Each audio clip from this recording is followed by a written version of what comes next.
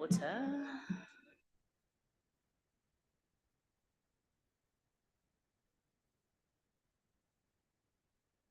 Okay, good morning, ladies and gentlemen.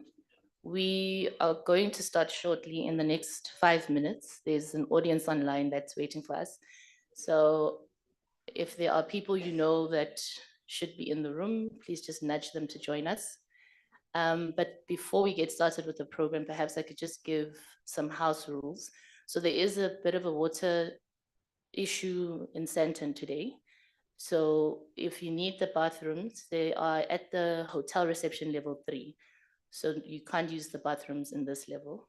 You'll just need to take the main lift to the hotel reception. That's level 3. And we'll use those bathrooms.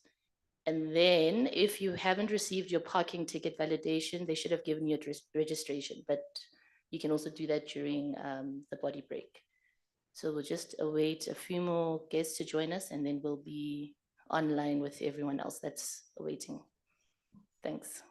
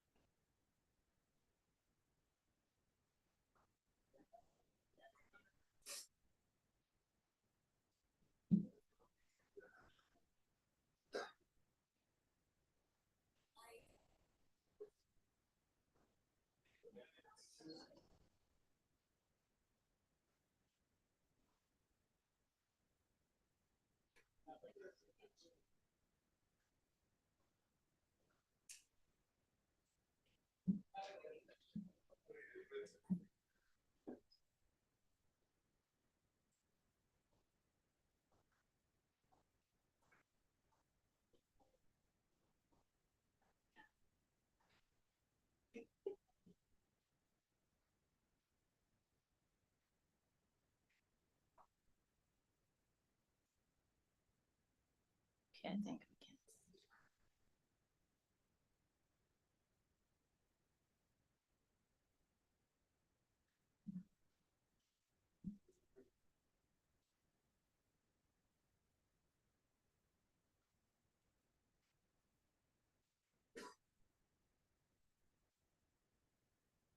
Okay, I think we are on time and we can start. Again, I said if there's anybody who you are with that is hanging around somewhere, please just nudge them to please join us. My name is Lebogang Lichuba from the Gauteng City Region Observatory, and I'll be your host this morning. I'd like to welcome all of you and thank you for making the time to join us today as we launch the GCRO's flagship project, which is the Quality of Life Survey. This is the 7th iteration of the survey, and it's an important piece of work. We spent a lot of time, effort, going to different households across the province, knocking on doors. Some of our colleagues were kindly rejected. So I know that today is a big day for them because there's a lot of relief that we've gotten to the stage where we have information to share with you. And we hope that it will be enlightening, some of it inspiring, maybe some of it not so much. But please, take this information as an understanding of what the people of Gauteng want. And hopefully together in this room, we can start working towards making those things happen. I'd also like to welcome the guests online. And I will get a signal from the team that's managing the online if they are hearing us, if we're audible. Okay, I've got a thumbs up. But I also would like to give a special welcome to the Honorable Premier of Gauteng, Mr. Panyaza Lusufi. Thank you so much for joining us. And to all other honorable guests that are with us, thank you for making time. I guess we can get straight into the program. But before I introduce the next speaker, I would like to just give a bit of background on Professor Lynn Morris. She's the Deputy Chairperson of the GCR Board and the University of Witwatersrand Deputy Vice Chancellor. Prof. Lynn Morris is an A-rated, internationally recognized scientist with demonstrable experience in research management and leadership. She completed her undergraduate studies at Wits University and a doctorate in philosophy from the University of Oxford.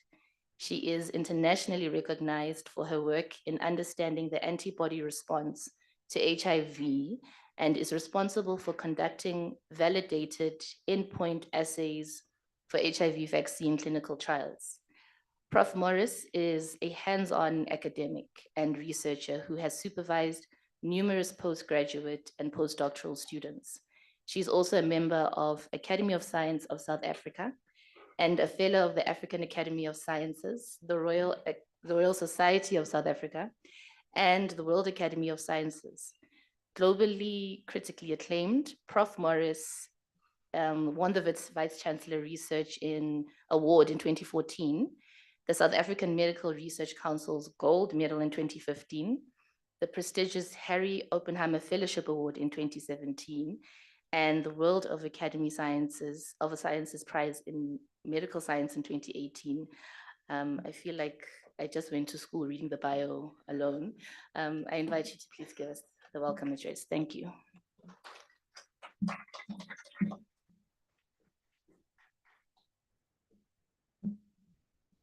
Thank you very, very much, Lebogang. You know, sometimes when I listen to people reading my bio, it feels like another life because in my current role, I'm afraid I don't get to do much research, but what I do get to do is to help organizations like the GCRO and other research entities at WITS, because for me, that's really what we need to be doing, is interrogating, investigating, and using the data appropriately.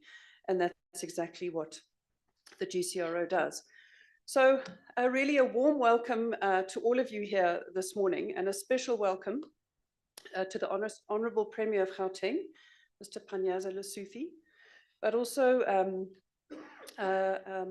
Dr. Dorian Barkley, numerous advisors, also many officials from the Gauteng government, also colleagues from SALGA, members of the media, interested parties, and of course I understand there are people online from all over the world that are interested in the results. So really welcome to all of you, and also a welcome to fellow board members.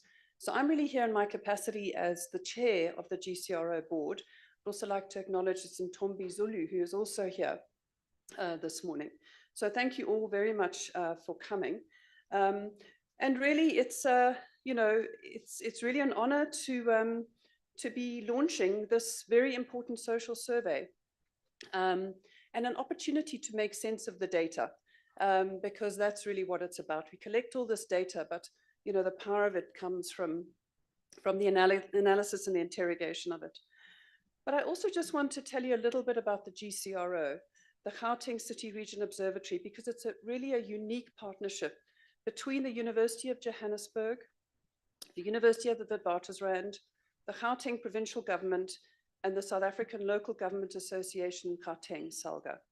And really, it's about partnerships, and it's about how we can solve problems together.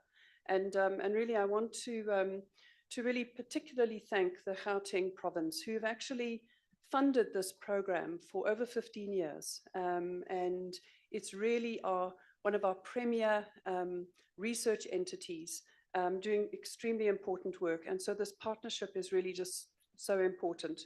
So Wits University hosts the GCRO. For those of you that know the Wits campus, it's the Eshke Mpashlele building, previously known as University Corner. It's a grand building. Encourage you to come and visit. There's the Wits Art Museum on the bottom, and the GCRO are housed there by Wits. But also to acknowledge the important contributions made by the University of Johannesburg towards the GCRO in terms of human resources and, of course, intellectual input. So this survey, this quality of life survey, is one of the largest social attitude surveys undertaken in South Africa. And it's been run every 2 to 3 years since 2009. And it generates a very rich data set that's informed government policy, planning, and evidence-based decision-making, and public awareness of life in Gauteng. And of course, as well as numerous academic publications, which are really important because that's how we share the information also to other academic colleagues that will also use this data to find, to interrogate it further and come up with new findings. And so we're going to hear about the details of these results in today's presentation from the director, Rashid and Graham.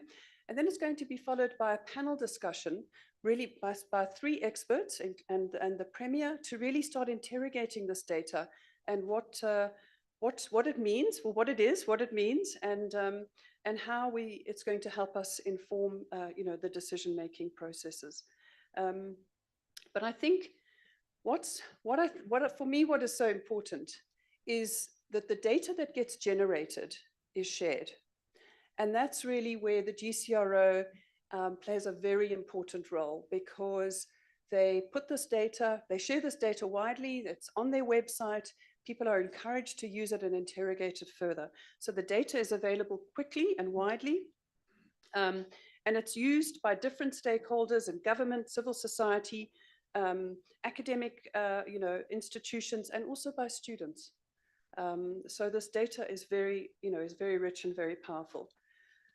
So the theme of today's launch is the pulse of the province. And as you heard earlier from Lebogang, this data was generated by interviewing 13,700 people. So these people generously opened their homes to field workers and shared their time, their thoughts, their beliefs, their concerns and insights into their lives. And I really want to commend the participants in this study, because in some ways they're also researchers, right? They're also interested. They want a voice, and they want to share their experiences, and they expect to see action. And so really, I just want to acknowledge, I think in this era of kind of pop here and all sorts of things where people are starting to hold on to data, the fact that people come forward, share their life experiences because they know that that data is going to be used wisely and it's going to be used productively. So this quality of life data and the trends throughout these 7 iterations, as you heard, this is the 7th one, provides a benchmark from which to improve the quality of life of all Gauteng residents. And this data has been used repeatedly over the last, since 2009. And so I also want to highlight, again, this importance of partnerships between government and university, because actually universities need these kinds of outlets. These are our social engagements. We need to be using our expertise to solve the problems that surround us. And so this interface is really so critical.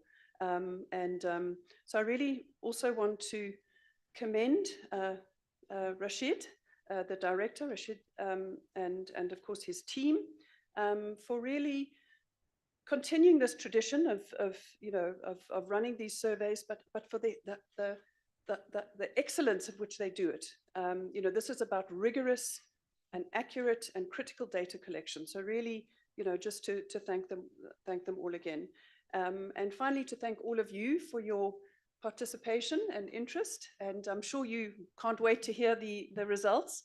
I look forward to particularly to hearing the panel discussion and to think about how we're going to use this data to improve the lives of people in this province.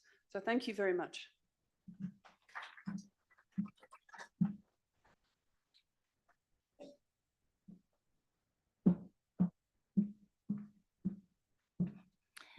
Thank you, Prof. Lynn Morris. Yes, so the reason we are here today is to hear about these survey findings.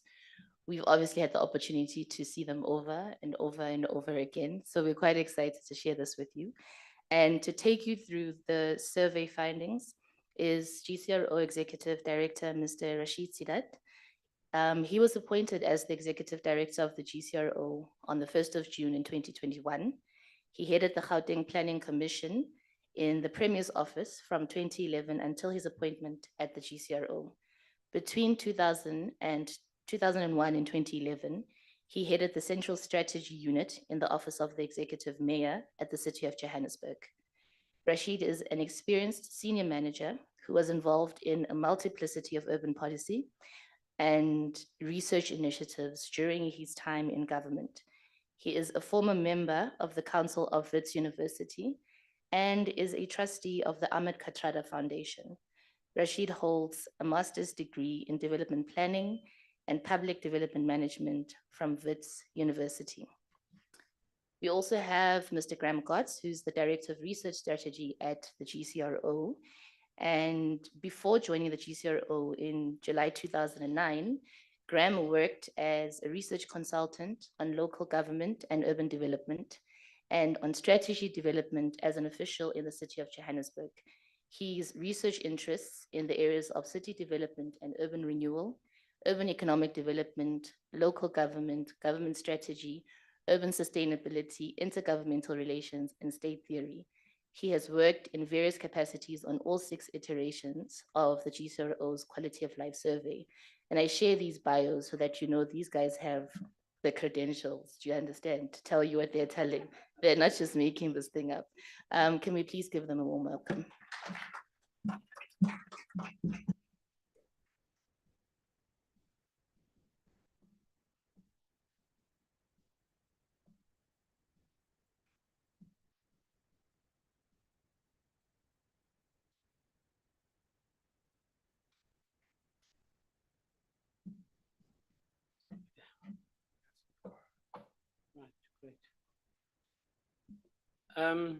Good morning and welcome everyone. And of course, acknowledgement to the Premier and Prof. Morris, the Chair of our board members who are present. Thank you very much for making the time. I have to say that this has been a journey of 3 years. When I joined the GCRO after working in provincial government for 10 years, I was confronted with Quality of Life 6. All the work had been done, and we had to get to a process of actually launching it. And of course we did. And remember, that was the work that had been done during the pandemic. It was actually an extraordinary thing to have been done, where face-to-face interviews, thousands of face-to-face interviews were done safely during the pandemic. And we launched in, I think it was September 2021, and it's just over 3 years later. So that's why we say we do this every 2 to 3 years. We didn't really, to be honest, we didn't want to release the results in the election, before the elections. I mean, we didn't want to color the elections for any political party, for that matter, and basically sort of held it off. But also, more importantly, it allowed us to do the kind of analysis from the data that we got to where we are today. So it's been a 3-year journey, and we reached now this sort of point, the culmination point of a 3-year process. So I'm going to do the initial part of the presentation, just to sort of give you a sense about a very high level overview. And then I'm going to leave all the hard work to my colleague Graham, who's going to take you through the deep substance of it. But you'll meet me later during the panel discussion, where we'll begin to interrogate some of the issues. And thank you very much, Lynn, for I think giving us the sort of the overview and the perspective. I think it's a good segue into what we're going to be presenting now. I have to press this, right? Okay, so I'm going to be talking just firstly, giving you an overview of the Quality of Life 7 2023-2024. I mean, part of the excellence in the GCRO is like precision, right? You're not allowed to kind of write in any other way, right? Like Quality of Life 7 survey, in brackets and so on. Anyway, I worked in government for a long time. We sort of, how it was. Anyway, so the first question is, what is quality of life? I should say that it's not just a discipline that is a South African one. There's a whole international quality of life movement out there. In fact, UN Habitat have just picked up on quality of life studies. And in fact, at the World Urban Forum, at the beginning of November, the Saturday and Sunday before, they're having a 2-day workshop looking at quality of life studies globally. So we're quite happy about being at the cutting edge of quality of life studies, given our experience over the years. So it's a concept which is actually beyond just the idea of a traditional measure of a standard of living. I mean, I think many of us are familiar in this audience with, say, the Human Development Index that the UNDP puts forward. And that just looks at 3 things. It looks at per capita income, education attainment, and health status. But ours is a much more comprehensive look at what we say is, of course, all of those elements around services, employment, but also how people see and perceive themselves in their own circumstances. And you'll see when Graham does some of the presentation about life satisfaction, about psychosocial attitudes, etc., you'll see how that element actually comes through. So what we're really doing is a multidimensional concept of well-being in society in general, but of course in Gauteng in particular. And what is our survey? Some of it has been spoken about, but I think it's important to say, yes, it was first done in 2009, very soon after the establishment of the GCRO, and has been run every 2 to 3 years since then. Just remember, for example, if you take the census, it's done once in 10 years. And of course, if you know what's happened in the census, I mean, there are like some anomalies that have been picked up, and I think we're also concerned about. But just to say that I think because we're doing this more regularly, we've honed our skills in relation to it, and we're then able to have a much better longitudinal sense of what's happening on a more regular basis. So it looks at, as I said, socioeconomic circumstances, life satisfaction, levels of satisfaction with basic services, which we'll speak about, and government values, socio-political opinions, and the characteristics of Gauteng inhabitants. In other words, their demographic position, their spatial location, etc. And as Prof. Morris was saying, it's used by a variety of parties. The data is open, it's in the public domain. All of our last 6 surveys, the data is there for anyone to download, as long as they don't use it for commercial purposes. So for that reason, it's actually very widely used. We said largest and longest running social survey, as you can see, from 2009 through to the most recent one. And you'll see a lot of comparison between 2020-21, which was done during COVID, and the current one. And they randomly sample adults who are interviewed at their homes. We'll talk a bit about that. The beauty of our survey and the reason for the really enormous sample is that we are able to go down to ward level. I mean, I know in provincial government and in many municipalities, there's this idea of like, which is the poorest ward, or et cetera, et cetera. I think we've been able to do that work. And in fact, the work done when I was still at Province, but people like Graham and Gillian and others in the GCRO did a lot of work for the what is it called? This long name, which basically dealt with the COVID pandemic, and we could give a nuanced sense of what is actually what are the most vulnerable areas. So because we had that longitudinal data, we're able to do that very quickly and very efficiently at the time. And of course, our data can be mapped because we have everything is geolocated.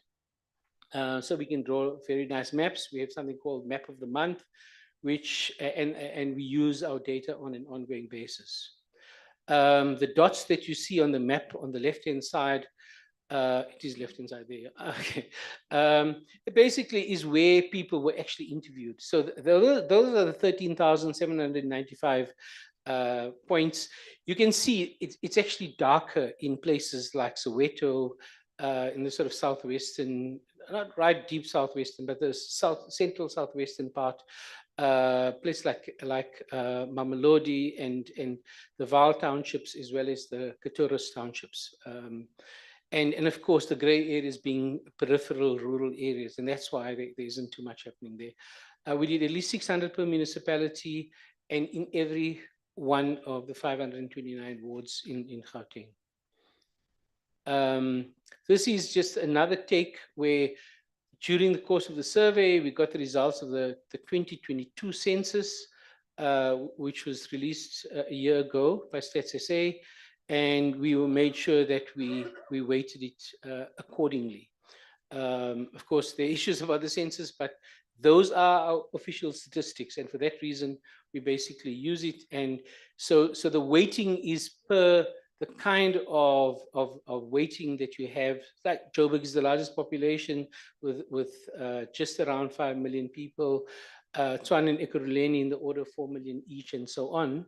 And so it was done on that. So the weighting is done after the fact by this boffin statistician who sits in Bloemfontein, but actually has done a really incredible job about that. These are the questions that, or the sections in this very long, at least 45-minute interview. And you can see the economic or socioeconomic issues are there, the core basic services that residents demand, governance issues, health, social cohesion, demographics, and so on and so on. So we cover a very wide array of issues, which will be covered by Graham later on in the presentation. Just to also say that this is how, in case everyone says, what is your methodology? It's one way of people trying to shoot down the survey. Well, so actually, I mean, this is how we have we randomly select our data, the data points. So that block that you see on the right-hand side is really an enumerator area and what those random points might be. And once they go to that random point, it could either be a house or a hostel or a shack or an apartment block or gated community, and then of course a person in that household who's an adult over 18 years old is selected from the household to basically conduct the interview. And this is how it went from August 2023 on a very strict kind of process that some of our colleagues from Geospace International who did this work, well, I should as an aside say that they did fabulous work, and you'll see that in a moment, in making sure that the integrity of the survey was kept intact under very trying conditions. But so obviously most of the surveys were done towards the latter part of 2023, almost 3,000, as you can see, in September, October, and then going to the December holidays, and then a bit of a pickup, and then tapering off to the end of that contract. So they were very much on track all the time in terms of that work. But at the same time, it's definitely not a walk in the park. It's a very hot walk or cold walk in the suburbs, actually. I mean, members of the GCRO, staff members went out a couple of times with the field workers. We didn't interfere in the actual question, but just observe what was going on at a distance. And it was really tough work because you've got gated communities and boomed areas. It's like little republics, you know, these. I'm sorry if you live in a gated area, I don't, but I mean, they're like little republics and like little sort of fascists there who run those places. I'm sorry to say, but that is my experience of them. No, and I mean, the people from actually geospace will tell you how difficult they are. They are impossible. So anyway, so there are lots of, but there were also issues in like the city township. There was like, why not using local people kind of idea, you know, the sort of so-called business forum thing. And Winterveld and Soshanguve, there were safety issues, but they were all mitigated in various ways. But you'll see why. Did I miss something? Yeah, I think there was a slide. Anyway, but just to say that that it was there were, I think, almost double the number, Graham, of actual visits to home. So we said there were like just around 14,000. There were probably like, I think 26,000 attempts to actually get into different houses.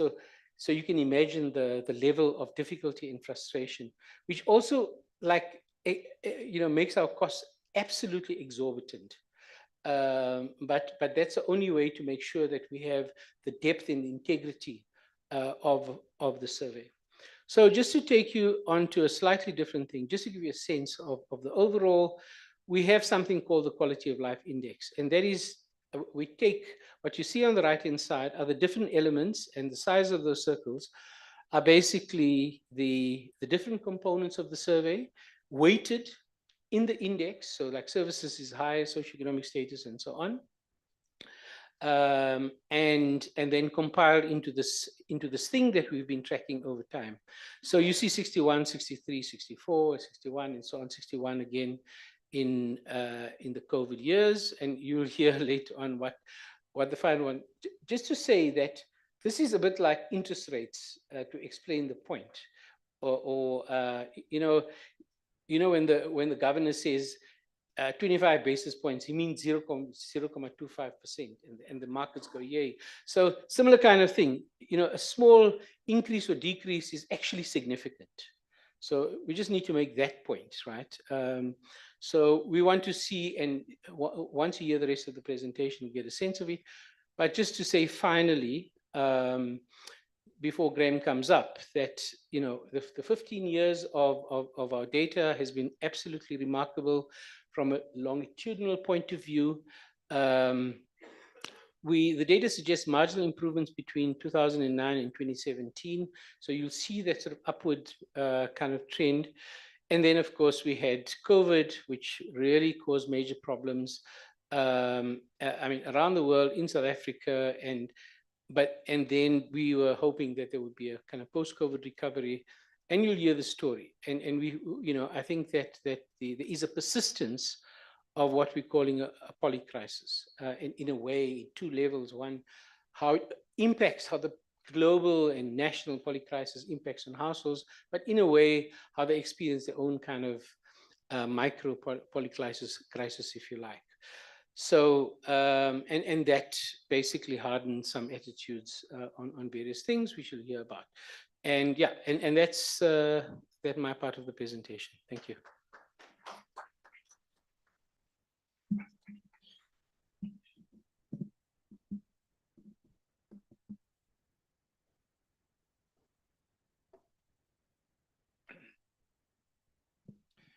Fantastic. Thanks very much, Rash.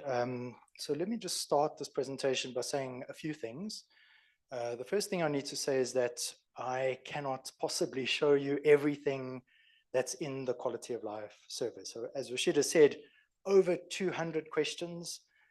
You won't hear every single variable today. So questions on how satisfied are you with the amount of money that you've got? How satisfied are you with your neighborhood? Whole banks of questions on starting up a business. There's actually a whole cohort of questions on vaccinations, which has been analyzed. I just can't cover it all today. The second thing that I'm not going to share with you today is any real advanced statistical analysis. So multiple regressions, factor analysis, machine learning algorithm, random forest, that my elders and betters, Yashina and others, know how to do, and I envy the capability of those colleagues. That work has been started, that analysis will follow. And the third thing that I need to say is that our job today is to take what 14,000 people out there, representative of the population of Gauteng as a whole, has said to us and transmit it to you today as a set of facts and figures. But our job is not to give that a political inflection. So we're not going to stand in front of you and say, it's so clear from the data that the mayor of X and Y municipality clearly cannot do their job. It's not our job. That's not our role. Okay. If we want to take the data and analyze it in that way, it's amenable. The data is obviously there, but that's not our role today. Okay, so as Rashida said, we're going to organize this presentation in seven different dimensions of the quality of life survey, and I'll say a little bit about each dimension as I go through the various indicators that are worth reflecting on in each of the dimensions. Health is an interesting dimension because it's kind of static. You know, we didn't see a huge improvement or a huge decline, unlike some of the other ones that I'll highlight a little bit later. So one of the interesting things about this particular dimension is that it reflects very, very well on the differences between those people who use public health facilities and private health facilities. And you can see that over the years, this isn't a particularly clear figure there, but over the years, we've seen a gradual increase of the percentage of respondents utilizing public health facilities, up around 62%, 60%, up to about 66% now. So more pressure on the public sector, and correspondingly a slight decline in the percentage saying they're using private healthcare facilities. There may be a cost element to that. There is also a slight increase in the percentage saying they use both. Now, the experiences of each type of facility is different. Okay, so if you look at those people using public health facilities, satisfaction was about 66% in the 2015-16 survey. It came down. We think this might have been the impacts of life epidemic to some extent, as people had an impression forged during those years. We obviously understood that during the COVID years, heavy pressure on public health facilities may have had an impact on measured satisfaction, and then there's been a slight increase over this period. But compare that to satisfaction with private health facilities at around 98%. So slight improvement in public health facilities, but we've got a way to go yet.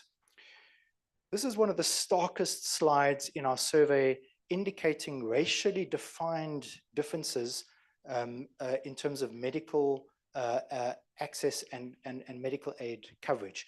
So 74% of Africans use public health care facilities. Swap over to whites, only 17% of whites use public health facilities.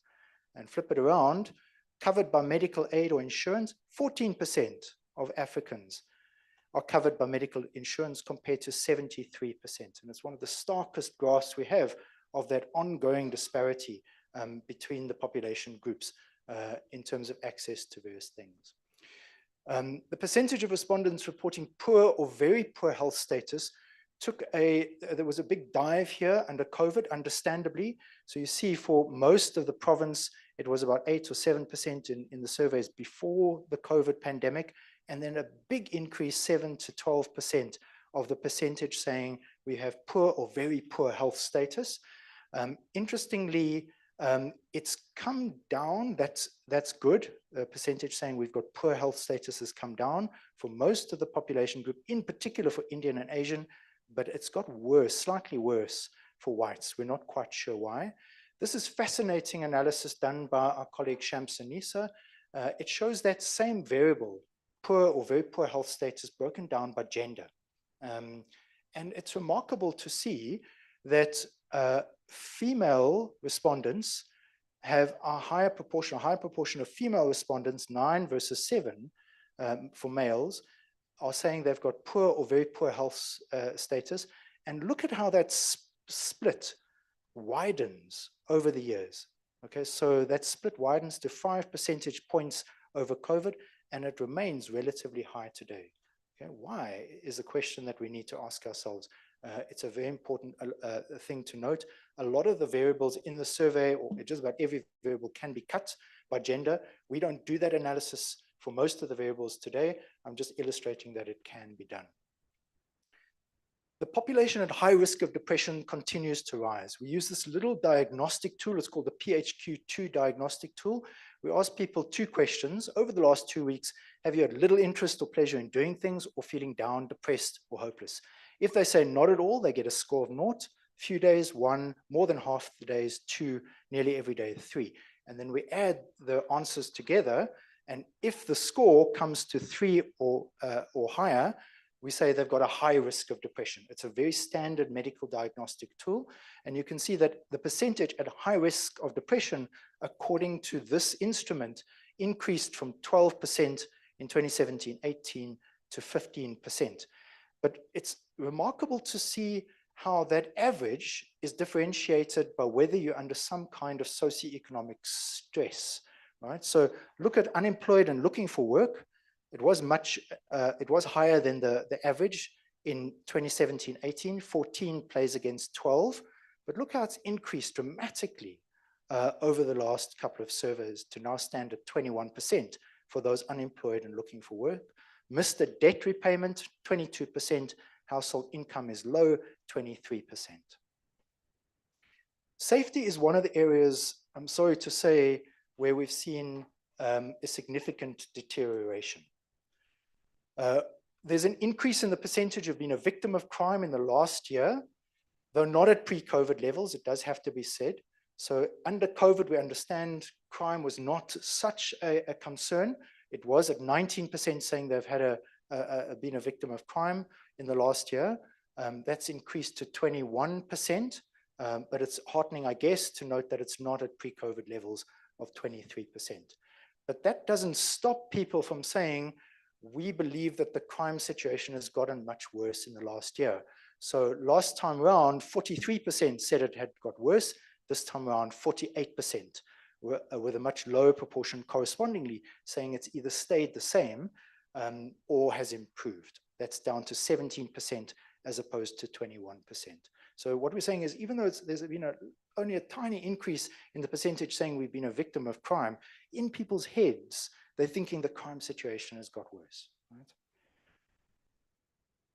A slightly greater proportion feel unsafe walking in the area in the day. This is the red bars over here. 18% goes up to 21%.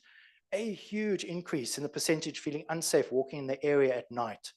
So this was over 70% the last time around, and it's gone up to over 80% this time around. Also an increase in the percentage feeling unsafe at home, although not nearly as dramatic as the other variables. There's a big increase correspondingly in the percent dissatisfied with government provided safety and security services. So last time around, 54% said we're dissatisfied. This time around, it's just over 60% who's saying we're dissatisfied with government provided safety and security services. Now, interestingly, under COVID, there was a quite strange improvement in what we call community trust. We asked the question, do you feel that most members of your community can be trusted? Some say, and the response options are, yes, most members of the community can be trusted. There's a kind of neutral position. And then the third option is, no, you have to be very careful. This response reflects on those, this graph reflects on the responses of those, say, most members of their community can be trusted. And interestingly, under COVID, this is the yellow bar, there was an increase across all the racial groups, in particular amongst Indians and Asians and amongst whites. So the average of those people who say our community members can be trusted, 28% to 37%. But as COVID has dissipated, that sense of community solidarity, of being in this together, has dissipated, and we've got a decline in that variable. Now, life satisfaction, the third dimension I'm going to talk about, is basically what we refer to as headspace, psychosocial attitudes, the perception that people have of themselves in relation to others. There's been a heartening decrease in the percent dissatisfied across a whole range of variables, friends, marriage and relationships. We're not sure why this is. Perhaps it was the fact that people are having to spend too much time with their partner locked away, or not enough time with their friends under COVID. So you can see a dissatisfaction increases 6 to 9% in COVID, and then it improves. This is an improvement here. Dissatisfaction is lower, and an improvement, again, dissatisfied with friends, 12 to 9%. But strangely, an increase in the respondents saying, no one cares about me, right? No one cares about me. So basically, if you look here, the percentage of Africans who say no one cares about me, 28% goes up to 33%. For whites, 15 to 19%. The only improvement that we see is Indian and Asian, with an overall increase of no one cares about me, 26 to 31%. And similarly, except for whites, an increase in the percentage saying they cannot influence developments in their community. It's a small increase, but it is a trend in the negative direction, except for whites, 32% up to 34%. After COVID, a hardening again of racial attitudes. Now, this is a question that some people really hate, but we've asked it every single time we run the quality of life survey. Just give a gut level response to the following proposition. Blacks and whites will never trust each other. And we've debated this question endlessly. Some people say, don't use it. It's unclear. Do people think that it means that you don't like blacks? Does it mean, okay, this is it's a quick gut level response, and it is fascinating, especially when you start to cross-tabulate this variable with other dimensions to see. And look at the huge disparity between Africans and whites. So 10 years ago, or near to 10 years ago, 44% of whites said blacks and whites will never trust each other. And it's come all the way down to 21%. That's a softening of racial attitudes. That's people saying there's an improvement there. But the flip side is true for Africans. A slight improvement under COVID, but then this is not really significant, of course, but then a slight worsening again of that particular variable. And again, a hardening of violent attitudes or intolerance towards others and vulnerable groups. This is called a three friends arguing question. We say, imagine three friends are arguing. And one says, look, it's okay, legal foreigners are all right. Another says, look, under the circumstances, remembering what happened under apartheid, you know, okay, all foreigners can stay. And a third says, it doesn't matter, just send them all home. And you can see that under COVID, interestingly, the percentage who said legal foreigners are okay, 75%, up from the previous iteration, and that's dropped to 70%. The percentage who say send them all home has increased from 13% up to 20%. Now, socioeconomic conditions, strangely, and I know this might sound odd for those people who are struggling with unemployment, et cetera, is one area where we've seen a little bit of improvement. And there's reasons for it, we think. So last time around, we asked the question, and I'm not going to go into the detail here, did you get access to the COVID social relief in distress 350 Rand grant? 23% of households last time round were benefiting from the COVID-19 grant. 32% now say, a full third of all respondents say someone in their household benefits from this grant. And similarly with all social grants, and we've taken this all the way back to 2011, 30% in 2011 said someone in our household benefits from a social grant, child support, old age grant, et cetera, and look how it's climbed over the years, about 20 percentage points, up to a full half of all respondents saying someone in their household benefits from a social grant. And similarly with municipal indigency registers, people know this, if you registered on an indigency register, you get some relief of cost of services from 28% a couple of years ago. We didn't ask the question in this way before that, so I haven't got that data, up from 28% to 37%. There's been a slight improvement in the percentage saying formal employment brings money into our household. We didn't ask this question under the COVID survey for some obscure reason. I'm not sure why, but there has been an improvement. But nonetheless, compared to 5 years ago, easier to or harder to find jobs, 85%. So it's harder to find jobs compared to 82% the last time around. Now, we think the combination between slight improvements in employment and income derived from employment and the increase in percentage benefiting from grants has meant an odd shift. We think it's an odd shift, which does need explanation, and we think we've got some handle on it. I've just spoken about some of the things that might be driving this.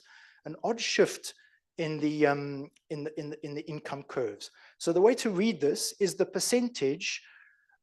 This is the left side here. The percentage of the respondents saying that their household income per month is in a variety of these income categories, from zero income to the first income bracket 1 to 400, and so on, all the way up the chain to 51,000 Rand or more. And you can see here that very few people earn in those income brackets, and very few people earn in these lower income brackets.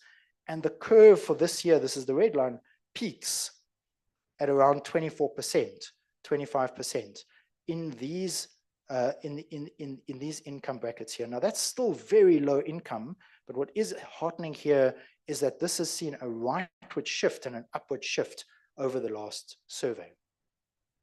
And correspondingly, I'm gonna do a but in a second, but correspondingly, we've seen a decrease in the percentage of households who can be said to be measured as being in poverty according to the poverty lines that are set by Stats SA. Okay, so under COVID, all the poverty lines, the food poverty line, the lower bound poverty line, the upper bound poverty line, the percentage saying, not saying the percentage measured to be below that poverty line, in poverty, spiked relative to the previous years. So just look at the food poverty line, it went up from 12% all the way to 23%. And that's come down, which is great, but 16% is no better than it was in the years before COVID.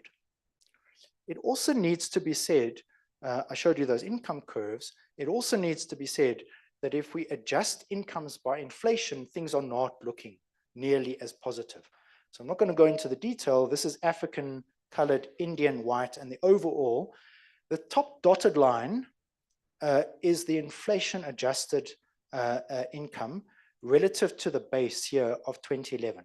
So basically what that says is that if you take the 2011 year for Africans and you project, this is the mean monthly income, and you project it forward up to now, this is where you'd expect it to be if it just kept pace with inflation. And basically what we're saying is that it hasn't kept pace with inflation. Mean monthly income for Africans, right? That's the gap, has not kept pace with inflation. Compare that, the mean monthly income, to where whites are. There's been some strange spikes and da-da-da-da. This decrease here is odd. We think it might be wealth fleeing the province. Okay, that's the most likely explanation of that sudden adjustment down. Okay, but overall, what we're saying is that incomes are just not keeping pace with inflation. In fact, that's no better in nominal terms than it was 10 years ago. And you see something similar with this graph. So this is a measure of food insecurity. The adults in the household who skipped a meal because there was not enough money for food, a big increase under COVID. That's basically stayed static. There was a big increase for children. People feed their children before they feed themselves, but it stayed static. How is it that you have a situation here where people have better incomes, but food security is not improving? The price of food. And in one of our data briefs, we've done some analysis of this, which shows that food inflation has been so dramatic over the last little while that even with the increases that we're seeing, not matching inflation, food insecurity is getting worse. But this is really interesting, and you can read this in both a positive and a negative way. the percentage of households telling us that their children in the household that benefit from a school feeding scheme, it was at 29% in 2015-16, and it's gone all the way up to 48%. Okay, so that's good and bad, right? I mean, obviously it suggests a dire need in our province, but fantastic that we've got this program in place. And it's one of the reasons where we can say that this particular challenge, I wanted to sink in a quarter, right? Sorry, a fifth of all households are telling us there are children in our household that skipped a meal at some point in the last year because not enough food in our household. That's very dire. I'm going to just jump quickly over this slide. The percent satisfied with standard of living has declined. It was declining between 2015-16 and 2017-18, and it declined under COVID, and then it declined again, obviously, over the last year. This is whites at the top and Africans at the bottom. So are you satisfied with your standard of living? The percent saying, yes, we're satisfied, was 51% for Africans and 83%. And that massive disjuncture is once again a reflection of the huge inequalities in our society. And that's a good segue into this set of slides, and I'll talk very quickly about it. If you compare access to various kinds of things that make life bearable, that provide some kind of security against risk, et cetera, and you compare it between the different races, and you compare it across income groups, the signs of very, very serious inequality remain with us. So if you look at this, is broken down by income brackets. If you look at the lowest income brackets, 1 to 800, versus the top income bracket, 51,000 and more. And remember, it goes up much beyond that, but it doesn't really matter. We've just recategorized the income brackets. You can see that in this lowest income brackets, 98% have no access to medical aid, compared to 12% in the top end. Adults skipped a meal, 60% in that lowest income bracket skipped a meal at some point in the last year, compared to just 4% in the top bracket. Children skipped the meal, 63% versus 4%. Impossible to save money, 39% plays 6%. 96% of households in this income brackets say none of the major assets in our household are insured. 65% said missed the debt payment as a repayment, as opposed to those in the top income bracket at 11%. You can flip that around and ask, what are the kind of things that people have available to them to get ahead, right? So tertiary education qualification, only 5% have a tertiary education qualification in that lowest income bracket, compared to 79% in the top. Car in good working order, PC, laptop, fiber-based internet at home, other type of internet, the same pattern. There's a racial divide here as well. So this is the same thing, but divided according to the population groups. Has some kind of social support for emergency, 72% of Africans compared to 86% of whites. Agree that the breadwinner has enough money for retirement, 30% opposed to 46%. Even 46%, I guess, is quite low. None of the major assets are insured. 77% of Africans saying none of the major assets are insured, compared to 19% for whites, and so on. I'm not going to go into all the detail. Now, access to satisfaction with basic services is one area where there's been a very noticeable decline. Okay? And I'm going to go through this quite quickly, just to say that there's been a slight decline in some key household services, apparent decline, but we need to understand what's going on there. Okay, so this is refuse removed once a week, adequate sanitation, pipe water, and electricity for lighting. You can see that 2 of them, sanitation and pipe water, have remained steady, but 2 others have declined quite considerably. Now, this is not because we have many more households living informally. Okay, the percentage living in formal dwellings has not declined precipitously, with informal settlements rising dramatically. Okay, we're not saying there's no increase in informal settlements, but the percentage rising dramatically is not there. Nor is it because this province is being flooded by an acceleration of more and more migrants. Okay, so this is a little bit of a complicated curve to explain, but basically what we're showing is the number of people migrating into the province year by year when they tell us they came into the province, right? And then we've smoothed out the curves because there's big spikes here and there for particular years on a 3-year moving average basis. And you can see here, this is the blue line is migrated into Gauteng from elsewhere in South Africa, and this is foreign migrants. And you can see that there was an acceleration in the 1980s and 1990s.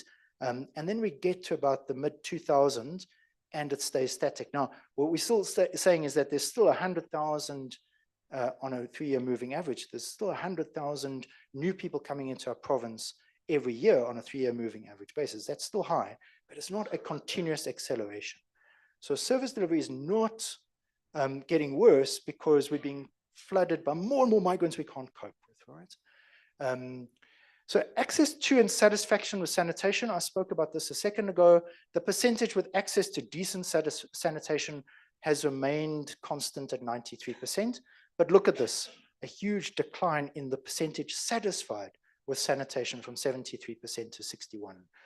Access to and satisfaction with water services, access has remained high, 92% versus 93% last time. But the percentage saying water is always clean, 75% down to 60%. There was a story in the Business Day yesterday about contaminants entering our water system when there's repairs and so on. And this is what we think we're seeing. And correspondingly, a big decline in the percentage satisfied with water, 84% down to 75%. It's different for different municipalities. So places like Tshwane, Mfuleni, this is the red. I'm sorry, you can't really read that on the screen. But we've seen declines from about 80% a couple of years ago down to just 2/3, 67%. And correspondingly, water is always clean. That measure has also declined for those municipalities. The next big crisis, there's been a big increase in the percent reporting water interruptions weekly or a couple of times per month. 23 to 24% from 2017 to 2018 has now almost doubled to 38% saying we're seeing water interruptions, broken infrastructure, 38% saying this time around. Access to and satisfaction with refuse removal. Last time around, the access had dropped, but it had held steady at about 83%, but now down to 74% saying we get refuse removal at least once a week. And again, a big decline in satisfaction with refuse removal. Look at Mfuleni, only 11% saying they've got access to weekly refuse removal, and correspondingly satisfaction with refuse removal is down to 10%. Electricity is a really interesting area. The percentage saying we've got access to some kind of electricity is steady, but there's a particular measure that's seen a drop, and we have to understand why, right? So percentage of got access to any kind of electricity has remained relatively steady. This is prepaid, postpaid, or smart meter. It looks like a drop, but you can see here there's been a corresponding increase in the percentage saying we've got access to solar, we've got access to generators, and this is let's not talk too much about this, connection from elsewhere. This is when people run a cable over their neighbor's wall. We won't mention that. The percentage saying no electricity, there's been only a slight change in that.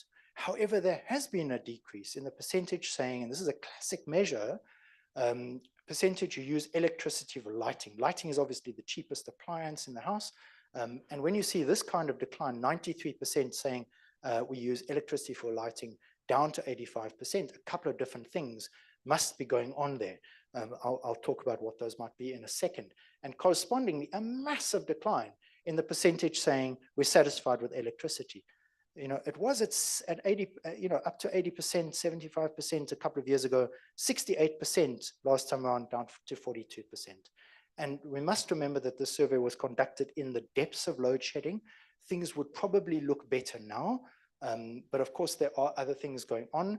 There's been a big shift. This is what explains that drop in percentage saying access in terms of electricity for lighting, a big increase in the percentage saying we use candles. Now, part of that is we haul out the candles when we have load shedding, sure. Okay, but the price of electricity is also a factor here. I'm just going to talk quickly about load shedding. Load shedding has obviously receded, but it was useful to do the survey in the depths of load shedding because some of the impacts of load shedding, of course, will last much longer than load shedding, of course, has stopped, right? So this is the percentage who say 30% say that load shedding has impacted in some way on livelihoods, right? We lost a job from business closure, unable to run our own business, et cetera, et cetera, et cetera.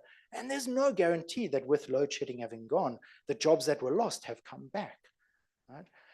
And similarly, there's a lot of expenditure that went out the household pocket because of load shedding. And of course, you don't get that money back. So spent more money on food, had to cook with alternative energy sources. Increased fear of crime is a notable thing, 78% saying our fear of crime increased under load shedding. So that, of course, is something to look forward to. With load shedding having dissipated, we think that the fear of crime, Premier, will probably improve correspondingly. It also has increased levels of inequality. Now, I know this might not be particularly clear on the screen, but this map shows 3 different dots. Green dots say we've already got photovoltaics, PV, inverter, or generator. And you can see how it clusters in the wealthy core of the province going up to Centurion over here. The blue dots say we're considering getting solar. The red dots are the people saying, we really wish we could get solar, but we just can't afford it. And look how those dots concentrate in the poor township, the Tish areas of our province. There's also been an impact on load shedding on how people feel about the state. So this is another of those 3 friends arguing question. We asked, imagine 3 friends are arguing. One says, Eskom got us into this difficulty, Eskom must fix it. Another says, municipalities must step forward, they must buy electricity from the private sector. And the third one says, government is failing, so households can only trust themselves to take care of their energy needs. They can only trust themselves to take care of their energy needs. And 33% of all respondents say, we can only trust ourselves, we're not trusting anyone else. And then, like with water, there's been a very high percentage reporting some kind of electricity interruptions. It's higher for some municipalities than for others. This is an overall graphic on the state of service provision across all the different things that I've spoken about, but then some others as well. Cost of municipal services, billing for municipal services, roads, streetlights, public schools, parks, and public spaces. Where things are blue, the satisfaction levels are reasonably high, so 84% for water 10 years ago. You can see decline across every single measure. So the blue going into the red means decline. And then the spark lines, these are called spark line graphs, basically reinforce the point, decline across the years on every single one of those measures. I'm just going to talk about satisfaction with government. This is the area where we think we've seen the biggest decline. It's really worrying for us, obviously. What's happening here in a nutshell is that people are, Rashid spoke about a polycrisis. People are taking all these frustrations about poverty, about the cost of food, et cetera, et cetera, et cetera, and they are taking it, they're bundling it up, and they're projecting it at government and saying, you're not taking care of us, it's your fault. Okay, now whether that's fair or not is not for us to decide, but that's what we think is happening here. Okay, so I'm just going to whiz through a bunch of different measures that illustrate the point. Satisfaction with government initiatives to grow the economy or create jobs. The red is bad, and you can see basically that over 80% are now, look at that increase, are now saying that we are dissatisfied with government initiatives to grow the economy. Over 70%, 80% are now saying that we are dissatisfied with government efforts to deal with corruption. Last time round under QoL 6, 54% say we don't trust the current leaders of government. That's gone up to 68%. 55% last time said we don't think that leaders from different parts of government are working well together. That's gone up to 61%. 51% versus 52%, it's not a big increase, don't think that leaders include most stakeholders in government decision making. We asked the question, do you agree or disagree with the statement, officials adhere to the principles of Batapele, putting people first? And you can see there was some improvement between 2011 and 2017-18, went up from 19% to 36%. Only 52%, I say only, 52% said that officials don't adhere to the principles of Batapele, it's gone up to 3/4 this time around. Agree or disagree the country is going in the wrong direction? You can see that this is the red line here, the disagree, we strongly agree or agree, so that's bad. The country is going in the wrong direction, and you can see the increase over the years and a big jump in this last survey, which now stands at 75%. For African respondents, it's 73%. For white respondents, it's 84%.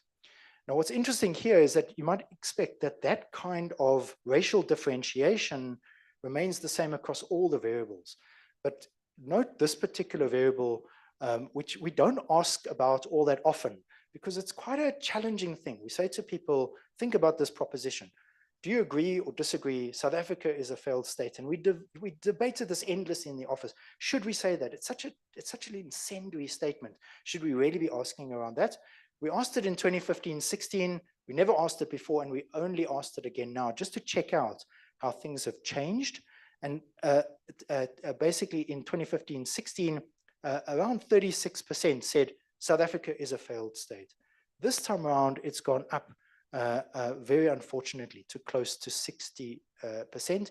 But what's really interesting here is that it's not significantly lower for Africans than it is for whites. If you compare Africans here, right, and then compare Africans against whites, it's not significantly higher for whites than it is for Africans. Which sphere of government has done the most to improve quality of life? Now, it's very interesting to look at the variation across national, provincial, and local. You can see here that there was a big increase in national, and this was obviously the Ramaphosa period, 42%. So national government, what's interesting here is that there's been a decline, a significant decline for national government, not so much for provincial government, but this is what you really have to worry about, is the percentage saying none of them have done anything to improve quality of life. Okay, up from 44% to 54%. If you look at satisfaction with national governments, things deteriorated significantly under COVID. Okay, so it went down, satisfaction with national government went down from the mid-40s to 33%, and now it sits here at 21%. Now, it used to be that we just took for granted that satisfaction with national government was always going to be the highest relative to the other spheres. Okay? But what ended up happening was really intriguing. We saw this improvement in satisfaction with provincial government, and it actually pipped national government in this period here. But again, look at the decline. Down from 44% satisfied with provincial government to 29% under COVID, understandably, but again, 22% now. And this is the picture for local government, similarly, 22% satisfied with local government. I'm not going to flip the picture around and talk about dissatisfied. There's obviously municipal variation. What was interesting was that Ekurhuleni really seemed to be coming up for a number of years until 2017-18, big decline under COVID, and then a further decline. Okay, I'm not going to go through each of them. The only one that seems, unfortunately, to be improving is Midvaal. And this is a mapped picture. It's the same thing, differently presented. It's a picture basically of the percentage dissatisfied by ward. And really what you're looking at, this is 2015, 16, 17, 18, 2020, 21, and the last survey, 23, 24. This is provincial government, and this is local government.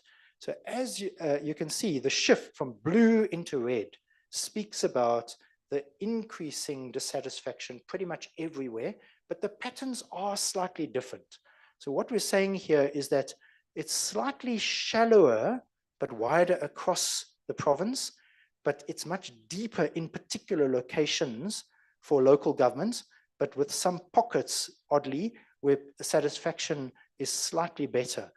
Like, for example, that Midvaal pocket over there. So the pattern is slightly different, even though there's a shift to dissatisfaction everywhere.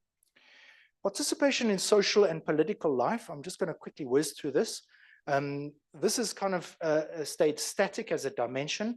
And the reason is this variable here. So There's been a slight decrease in the percent participating in social activities, but a good, healthy increase in the percent saying we participated in one or other form of political activity over the last 12 months.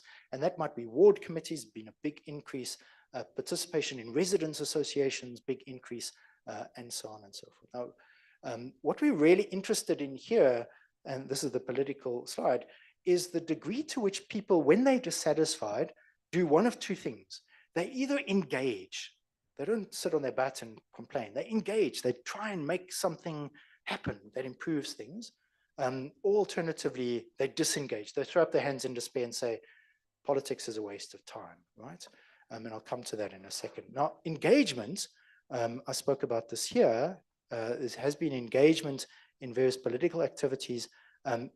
There's also been an increase in the percentage saying we've seen protest activity in our community, and there's been an increase in the, not an increase, this is the first time we've asked a question, there's been a fair chunk of people saying, around 10%, saying we complained to our councillor, we wrote a letter of complaint, etc., etc.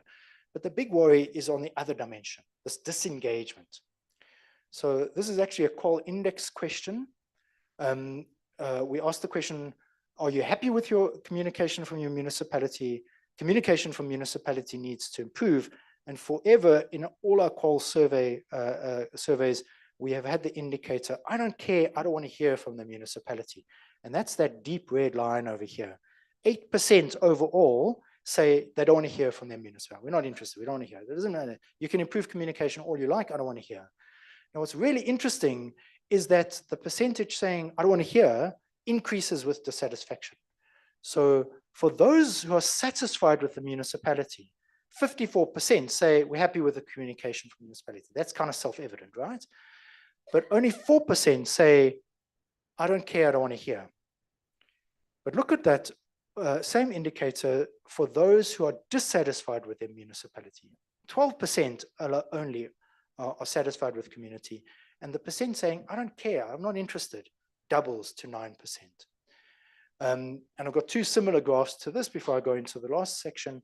So the percent saying agree or disagree politics is a waste of time, the percent saying they agree with that statement, politics is a waste of time, look at how it's increased dramatically over the last survey, but then split it by whether you're satisfied or not with provincial government. So of those satisfied with provincial government, it goes to about 33%, but of those dissatisfied with provincial government, it goes well over 60%, right? So, sorry, 40% to well over 60%.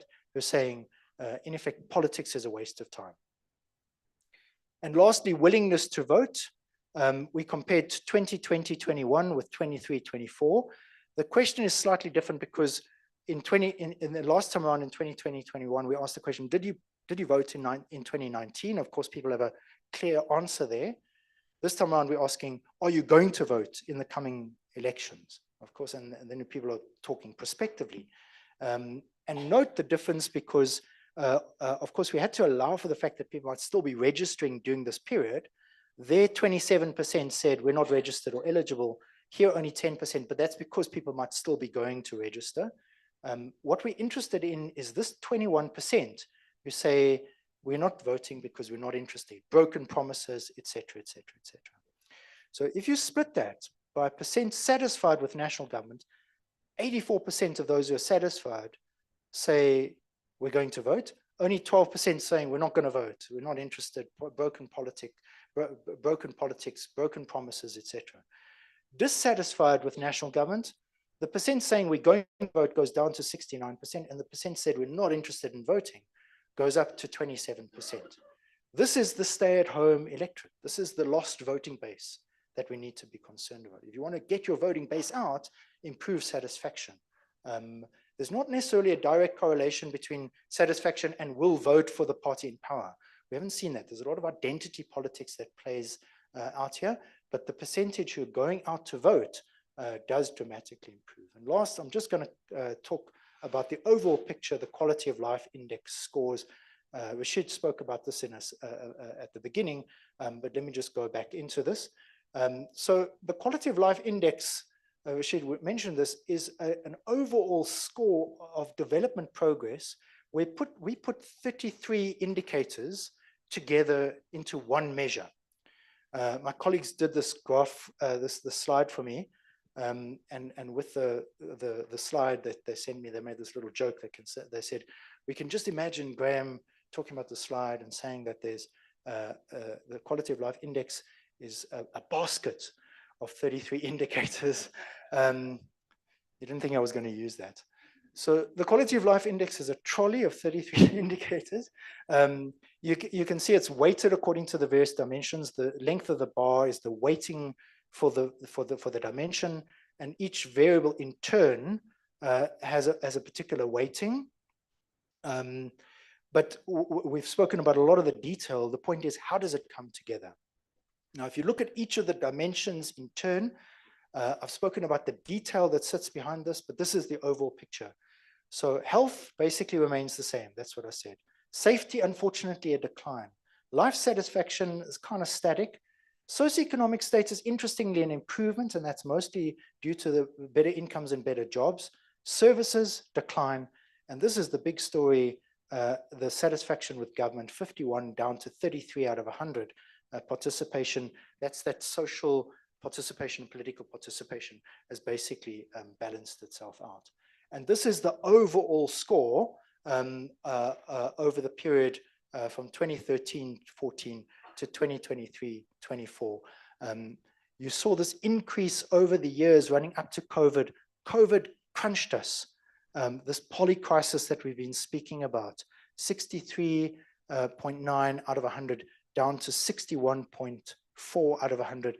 And then again, another 2-point drop to 59%. It's the lowest that it's ever been. And very importantly, we must understand how this impacts differentially across the province. If you break this down by race, this is the really concerning picture. I'm just going to jump over this. Is different from municipalities.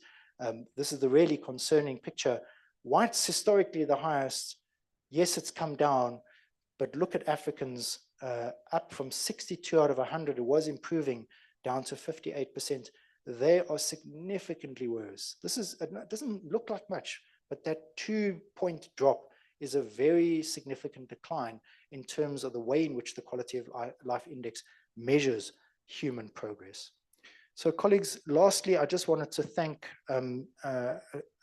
just in general terms, firstly, our fieldwork house, Geospace International, who's sitting here, and their field workers. They worked tirelessly and very professionally under incredibly difficult circumstances, as Rashid has said. You can see some of the responses from respondents. You know, there's a little section at the end where people can actually give verbal responses to how they felt about the interview. And you can see how, you know, there's a lot of dissatisfaction coming through there.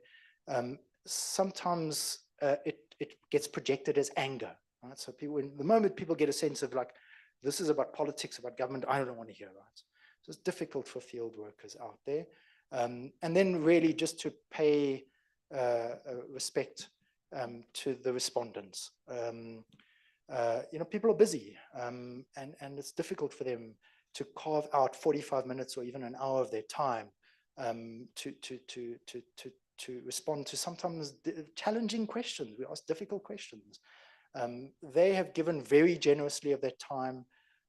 They've shared their lives, their sentiments, their opinions, deeply personal things about themselves. And we hope that what they have said to us and what we've transmitted through these facts and data today will be useful, both in terms of clarifying what people's concerns are, but identifying where it is that we need to improve in order to put us onto the development path that we want to see. Thank you very much.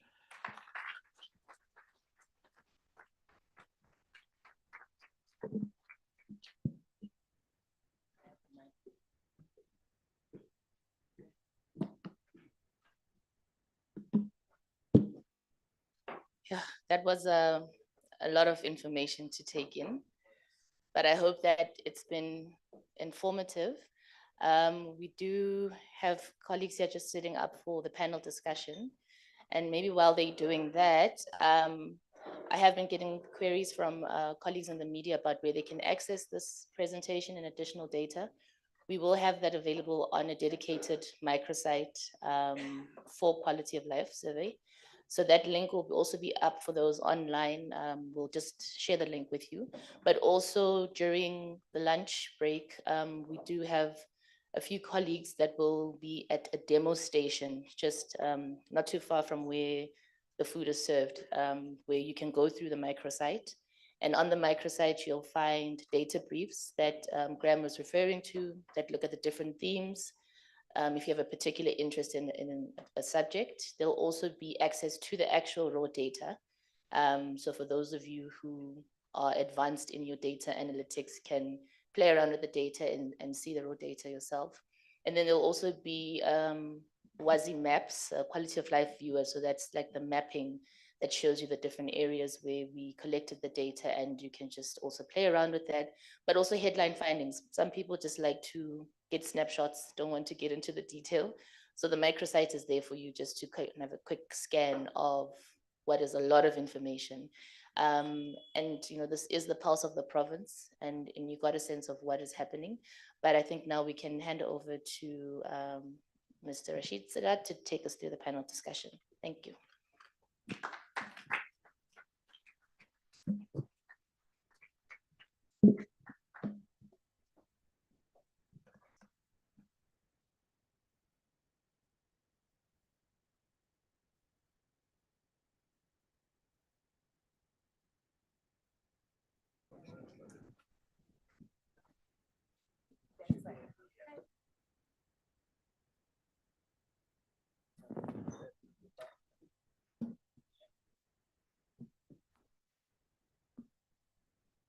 Good morning again. I know it's just about afternoon. So I'm going to be facilitating the panel discussion. And my first job is to introduce the panel. So I'm going to start off with Edgar, Professor Edgar Pieterse, who is the director for the African Center for Cities at UCT. He's enjoyed a long and distinguished career as one of South Africa's leading intellectuals in the broad field of urbanism and city development. I know he's blushing now, but but it's the truth, actually. I think anyone who has done work in this field over the years, have read Edgar's stuff. I know, in the old days, it used to be Mark Swilling. I think you eclipsed him a little bit because Mark has gone into very much the sort of environmental area, but Edgar has stayed true to form. But also, I think Edgar has focused particularly on African cities, and I think that is the sort of during the course of the conversation, we're going to try and draw some of that out. The next person on the panel is Nosipho Tlatswayo, who's the Executive Director of the South African Cities Network, which you may know is a network of leading cities in our country. It was formed about 20 years ago now, some 22.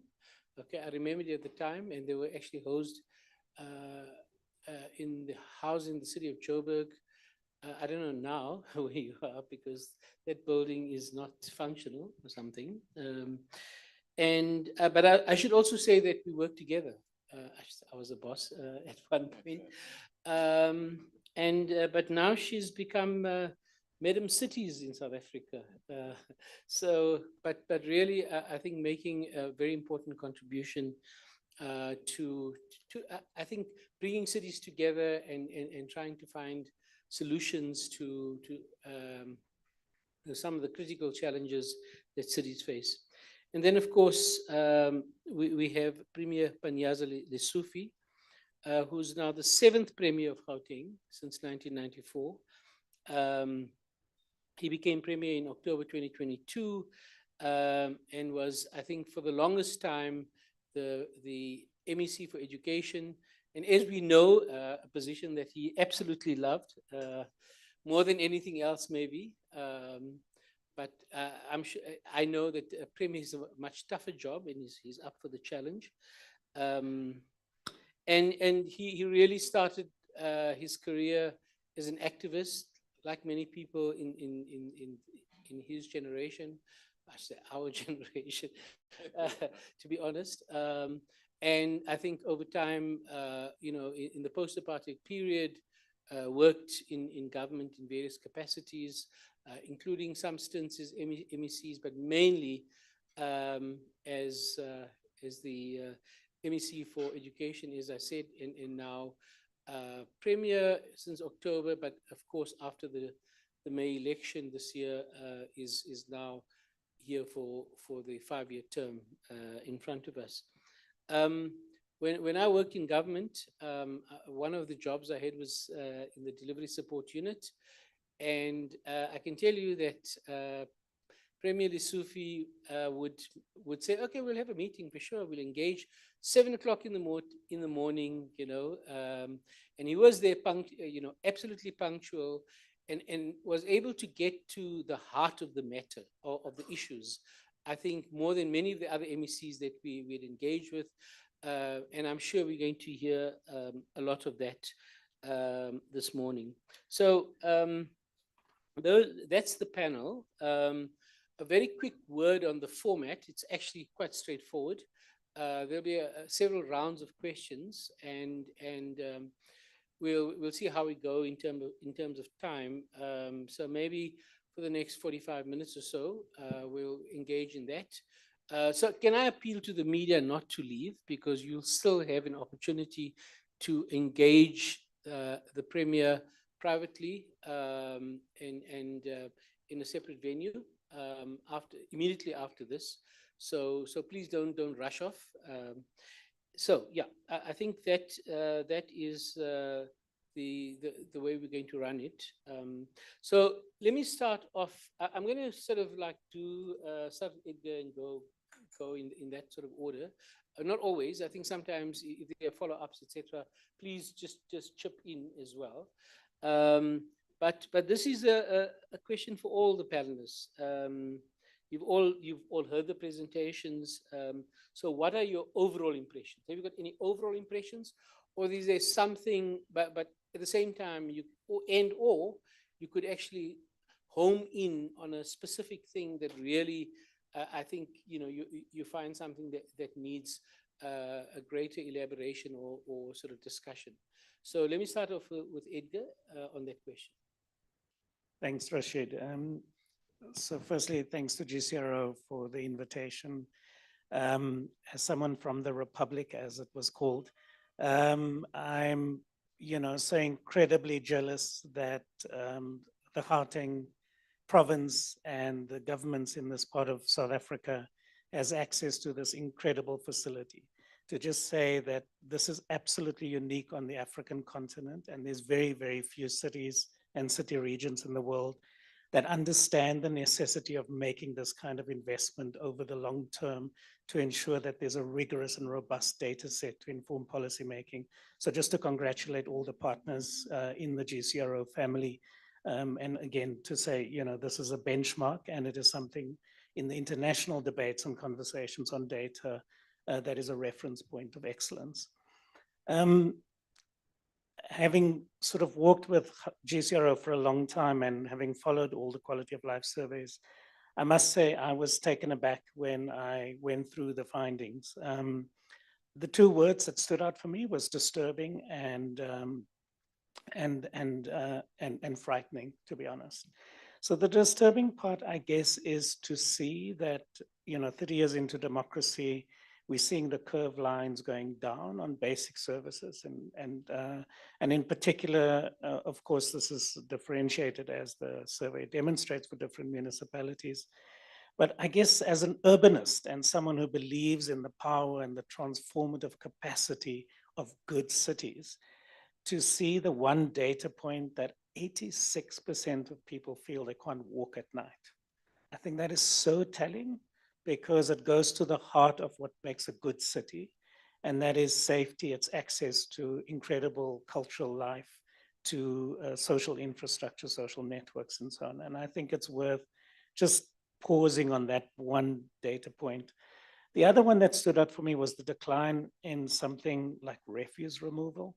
And the reason is for this is, as someone that grew up in a pretty rough working class neighborhood in Cape Town called Elsie's River, I know what it means when your township is marked, the landscape is rubbish. It just oppresses everything. And I think we can't underestimate what that communicates to the citizenry. And a lot of what I think we heard later on, which I think is the frightening bit, around the dissatisfaction with government and just the dramatic shifts over the last decade or more that we've seen in terms of levels of dissatisfaction. And I guess within that whole rubric of indicators that was there, what jumped out at me was that 80% of people felt dissatisfied or very dissatisfied with with how government is dealing with corruption, right? So it's not that things are not being done, but clearly there is a very strong perception that there isn't a willingness to address and confront things. And I think those data sets are important. And obviously for political parties, it's, there's a vested interest why they need to attend to that. But I think more fundamentally for me, what this points to is that our social fabric is fraying and the social contract is being undone. Now, that matters because building the social contract in a highly racialized, deeply unequal society is very, very difficult work. And it is an intergenerational project. And so when we backslide even a little bit, it makes the momentum forward even harder. And I want to just conclude, I guess, on my general reflections that this is not for me a governmental problem. It is a societal crisis. And so the question I'm left with is, how are the different key stakeholders in South Africa, and since Gauteng is the engine room for the whole economy and the whole country, I don't think this is just a Gauteng issue. This is a national question.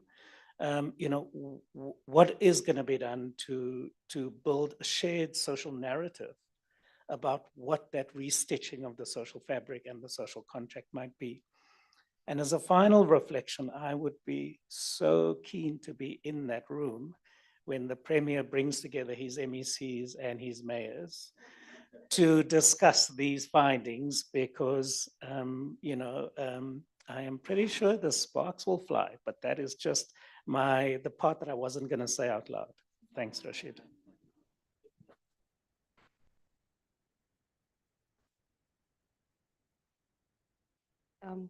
Yeah, thanks again, GCRO, for pulling this work together.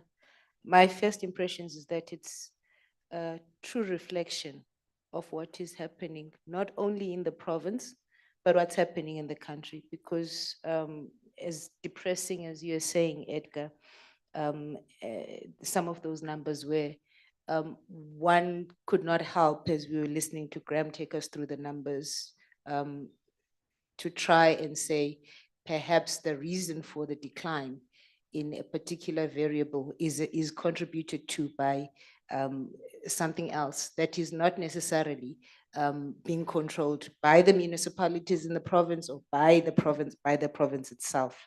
And I also want to commend the GCRO team and everyone that was involved in this exercise for being honest, because it's usually easy for people to say, oh, these numbers don't look good, and therefore we're going to either doctor them or we'll just do a soft launch. The team decided that they'll go big bang, as they've done in the past when it comes to the quality of life survey.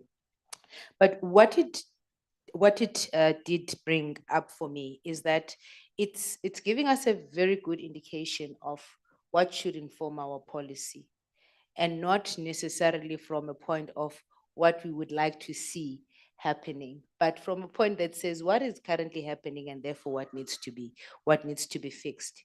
And as you were saying, Edgar, it's about also where are you going to allocate your resources now? Another big thing is around, as we've seen, it's perceptions of the people that were surveyed, but there could be an element of truth in those perceptions. Now, the question is, why is it happening? Why do people feel the way that they feel? On the number of indicators that you've looked at. Now, that's a job of, it could be a job of the GCRO team and other organizations like my organization, Cities Network, and many others, to then say, why are people feeling this way? Is there an element of truth in this? Number two, therefore, what needs to be done about what we saw being presented to us, and who should do it? Because to then leave it and say people are not satisfied with the services they're receiving from municipalities or province or national government, it would just be telling half the story. Then we need to move forward and say who should be part of solving some of these issues that were raised here. So we've been called into action, especially on the negative results.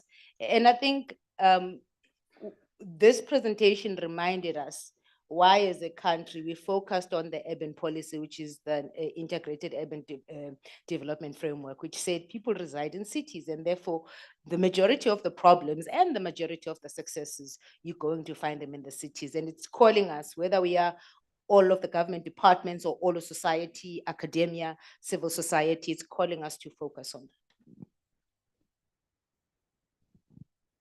Thanks so much, Rashid.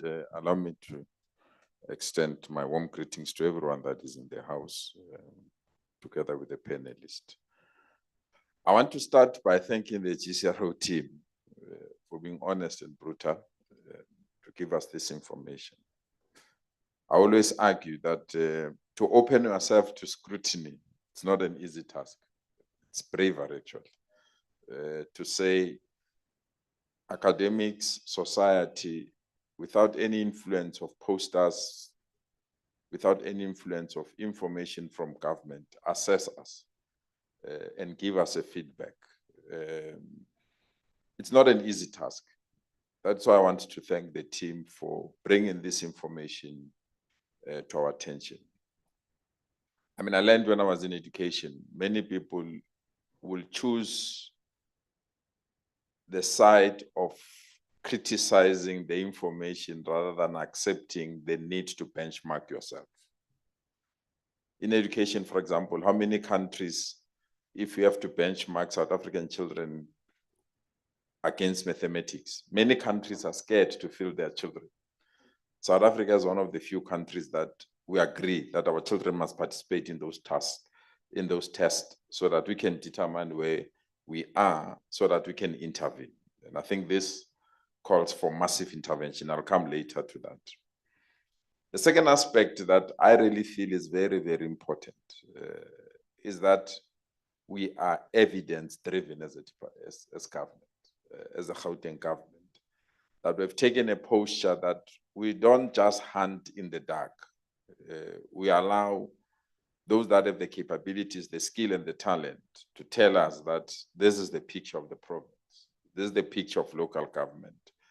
And if you need to intervene, you'll intervene X, Y, Z. I think Prof. Edgar was correct that he wants to be a fly in our budget council, in our meetings, because with this information, you can't ignore it. There is a need for intervention. And your question, Rashid, therefore, is to say, how do we respond? To me, it means massive intervention. Massive intervention at the level of fighting crime. And that's the aspect that we've elevated as government. That if you can't fight crime in Gauteng, forget about everything. That level of crime is completely unacceptable. Even though it's not explicit in your report, the level of crime, it's linked to service delivery, because anything that you need to do is either disrupted or delayed. If you have to build a house, you will have what they call construction mafias delaying it. That's crime. If you have to upgrade a water pipe, it's going to be delayed or disrupted because there are 30% that want a certain portion of that contract. It's crime. If you have to put a mall, instead of doing it within 2 years, you'll end up doing it within 5 years, or building a school instead of doing it for 2 years. So we need just to have a massive respond to the level of crime. We've put plans. We'll share with you that we really believe that if we can get it right, we'll be in a position to arrest the situation. The second area that is becoming common across is the state of local government. The state of local government has not only deteriorated, but literally its absence, and thus influencing our citizens' attitude towards government. And the last aspect that was presented here is a clear indication, because local government is the only government that is closest to our people. So if it's dysfunctional, it literally affects everyone. So from tomorrow until Thursday, we are going into a local government turnaround summit, because with all local authorities in our province, because if we can, and I'm glad that this study came on an eve, on the doorstep of this summit, if we can intervene at that level, because if someone has to open a firm, a factory, they need permission from local government. They need water from local government, electricity for local government fund. So if local government is not ready to assist us, it's going to be very, very difficult. So besides the intervention at the level of fighting crime, we need a massive intervention at the level of local government. Let local government do what local governments must do. And if we can't get it right, unfortunately, we're going to have the situation that we had. And people in this province, that I don't know how many times we have changes of mayors, how many times we have changes of council, how many changes of political parties. So we need to stabilize that aspect and attend to it in a manner that will assist us. But with this information, I think one is happy that we are open to scrutiny. The irony is that when it's good, no one reports. When it's bad, everyone reports. That's the irony. But we are proud that we've been consistent. Even when it's good, we're not complacent. So that when it's bad, it assists us to lift our game, and it assists us to know where we need to intervene. So we're quite excited about it, and we really believe that is an eye-opener. It's something that calls for action, massive intervention. And I'm using that word massive deliberately, because that's the kind of intervention that is required. Thanks, Rashid. Thanks very much, Premier. And I think that deserves an applause, absolutely. Just to say that in my involvement in quality of life survey, when I was in provincial government, we had to facilitate the work with the GCRO, and there's never been a defensiveness about it. When times are good and when times are bad. And I think that openness is really important in a government, that wants to be and should be accountable. So absolutely, thanks very much for making that point, Premier. But we'll come back to, I think, the issues around, how do we respond? You've given two things, and we'll talk a little more about it in a short while. But let me shoot back to Edgar and just come back to this term polycrisis that we've used to characterize the prevailing socioeconomic conditions. But we're also saying it's a kind of a micro polycrisis that affects households. Any thoughts from your side about this notion, but also what you believe is actually happening on the ground? Thanks, Rashid. And sorry, just to say, yeah. can we just, I've been instructed to say, keep the mic very close to you okay. because of the online thing. Okay. For all of us, that is. Thanks. Polycrisis. So I was very happy when I saw in the narrative reports around the quality of life survey that this is an operating concept that is being deployed in the work, because I think for me it comes back to a couple of things. One is this kind of survey work where we really understand the perception and experience of citizens is absolutely important. It's a form of knowledge that is indispensable. I think the knowledge that comes out of the academy that helps us make sense of longitudinal trends of different theoretical frameworks and how those are shifting, for example, that we have to understand that extractive capitalism is at the end of its life, that we've got to figure out what form of value creation that can remain within planetary boundaries is the future. but that there's a massive disjuncture between global governance systems, regulatory systems, and where we need to go. And part of the role of academic knowledge is to help us understand how do we effect that transition.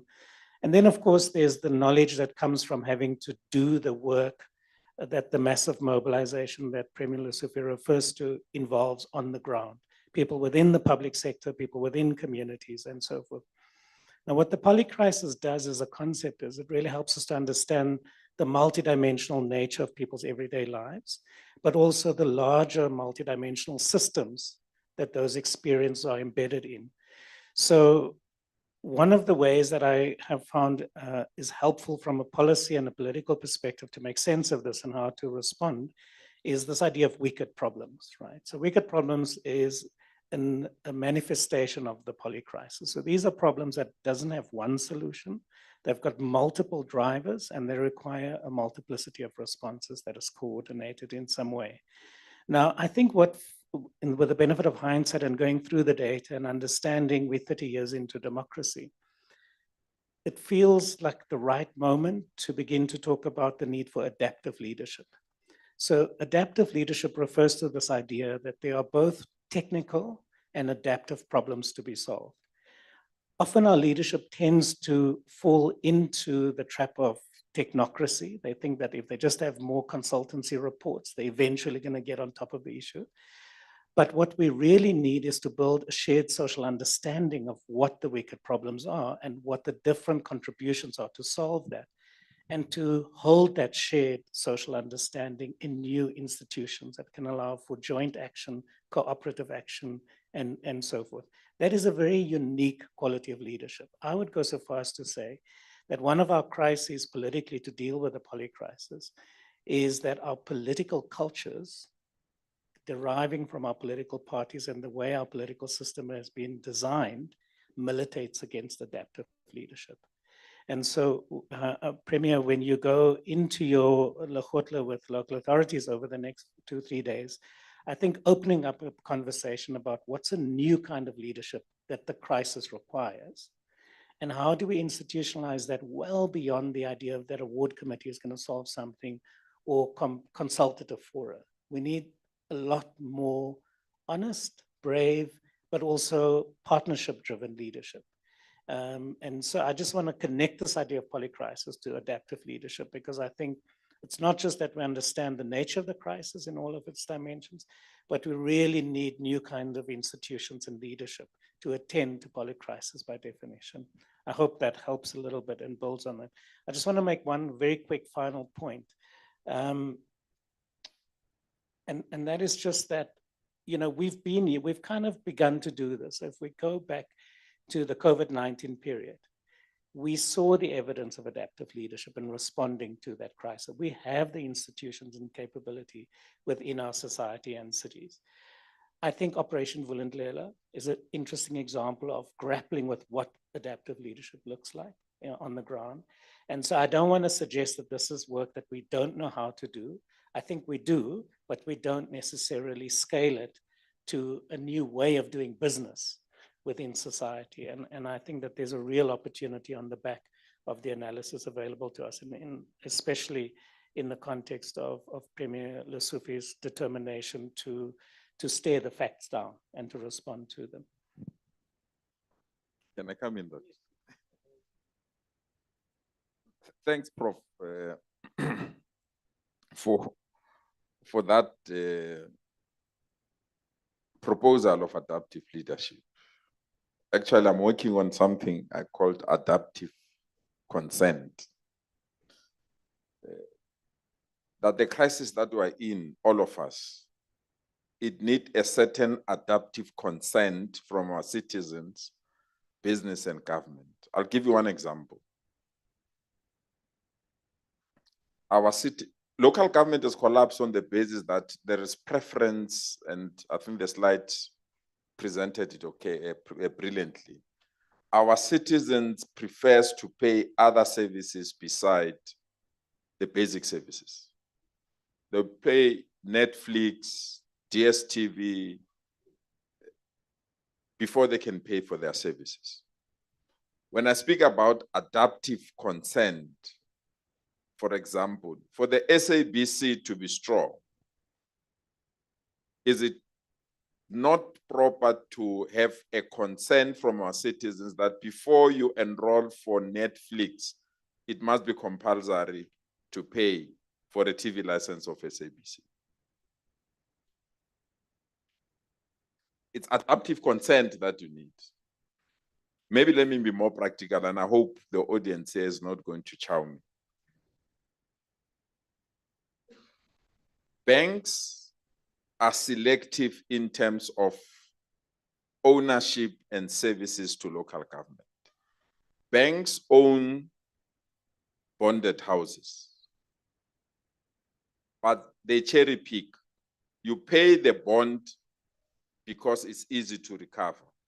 The difficult part of water and lights, then they leave it to government, whereas it's their property.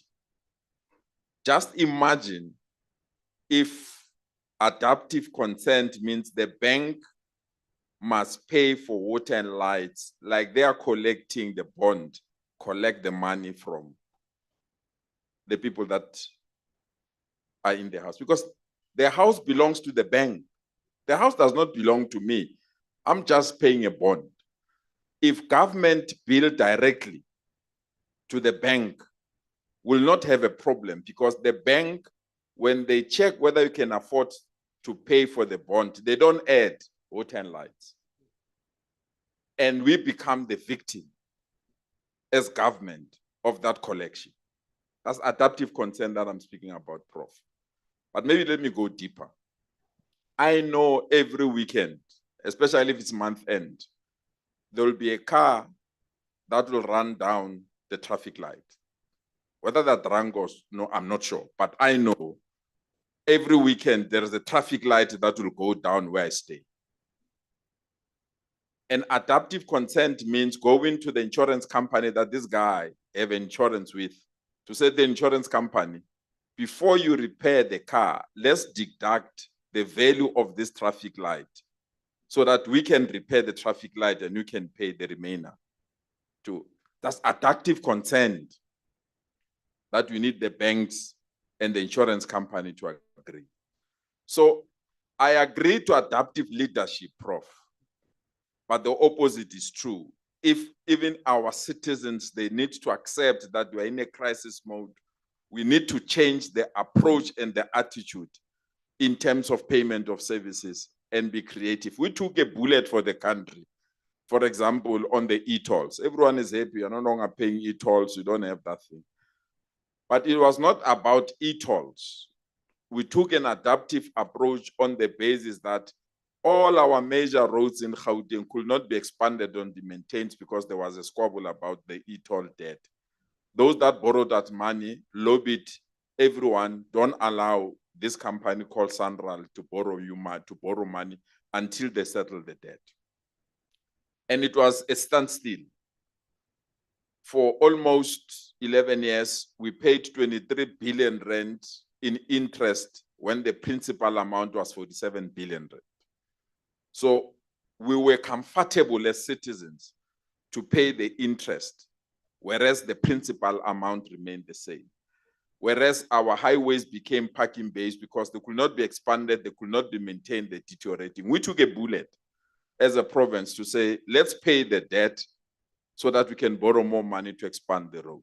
But everyone was accusing us of taking that particular decision. So I'm saying I agree with you on the adaptive leadership, but there is adaptive consent that we need to our citizens to understand the crisis that we are in, new ideas and new method to intervene, to recoup resources and accelerate revenue base so that we can be in a position to have this government functioning again. Because you can't have an SABC that is collapsing, you can't have a local government that is collapsing, and you can't have a society that does not have infrastructure that is aging, that it can collapse at any moment. I felt let me intervene there. No, I think that is a really interesting intervention. I mean, I see in a way, I think two sides of the same coin, because there's leadership that has to be applied to society as a whole by the political leadership, but at the same time, there's a dimension of consent on part of the citizenry, of stakeholders, and so on. I know where you got this from, Premier. It's your reading of Gramsci. But actually, I want to throw it. In fact, I know we've had some Senate questions, but I think that from your point of view, Nosipo, at the level of local government, think about this issue around the crisis of local government, but this issue about both leadership and consent, and that articulation as a way to sort of get us out of the crisis. I know this is a sort of a curveball, but sorry. And I agree with both of you when we talk about adaptive leadership. But that adaptive leadership shouldn't be reserved only for, I would call them public actors, or for the mayors and the premiers and whoever is in office. It requires also from those that are supporting, because business, the not-for-profit sector, they really have played, in some instances, a very complementary role in addressing some of the issues that we have. And they've only managed to do that through, one, understanding local government, but also implementing those principles of adaptive leadership. So when you sit with the CEO of an organization on one Discovery Place, and you present to them the issue around gender-based violence and what it means, and for them to say, we will not only put our money where our mouth is, but we will also make sure that internally we're going to create a conducive environment. We'll make sure that we engage with our staff. So starting at a household level, that's also a sign of adaptive leadership. But I also want to talk to this, because when you talk about adaptive leadership, it also requires you to have an element of appreciating foresight. Not only looking at these numbers that you have here today and say, we're solving for the today. It requires you to also say, what problems are we not faced with today that we might encounter in 4 or 5 years' time that we need to start preparing for? And I think as we were talking and we were engaging on this presentation, we need to not just be discouraged and say it is what it is today, but we also need to think about what could it be in the next 10 years, in the next 15 years. And then the task will be to work backwards and say, what then do we put in place to make sure that by the time we get to 5 years or 10 years time, things are much better. And you also have an opportunity to look back and try and adjust as time goes about. Yeah, thank you. You just stole my final point, but my final question, but we'll come back to that. But actually, I'm just dropping the script, right? Because I think we're in a very interesting conversation. So I'm going to pick up what Edgar was saying earlier on about this idea of having a conversation, the lack of a social compact. And I just wanted to check with each of you, I mean, not in any order, but the issue around, I mean, the whole national dialogue has been on the cards, and the development of some kind of social compact at provincial level, sub-national level. So it could even be at local government level for that matter. I mean, the breakdown of our municipalities has been very severe. And so if you think about going back to the concept of adaptive leadership and adaptive consent, isn't a logical kind of follow-up from that, this idea of some kind of conversation, we bring in stakeholders and so on, and develop some kind of social compact to actually take us forward. Anyone, Premier? Thanks, Rashid. I always argue that we need to applaud our forebears, the leaders that developed our constitution, the leaders that developed the laws in the first parliament, and the leaders that literally have to burn the midnight oil to put up the systems that we have, the public protector, the auditor general, and everyone that is there. But the reality is, they were planning for a South Africa that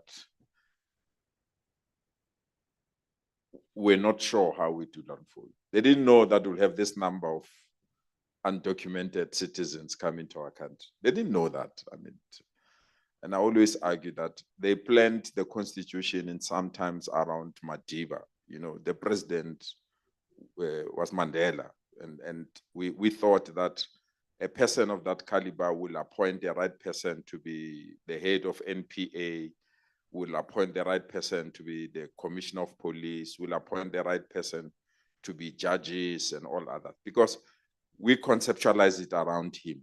But the reality is we are confronted by many things at the level of leadership, at the level of institutions. So this call for convening everyone to determine the kind of South Africa we need, I embrace it fully. I really believe we are at that stage where we need new ideas. 30 years, we know what has happened.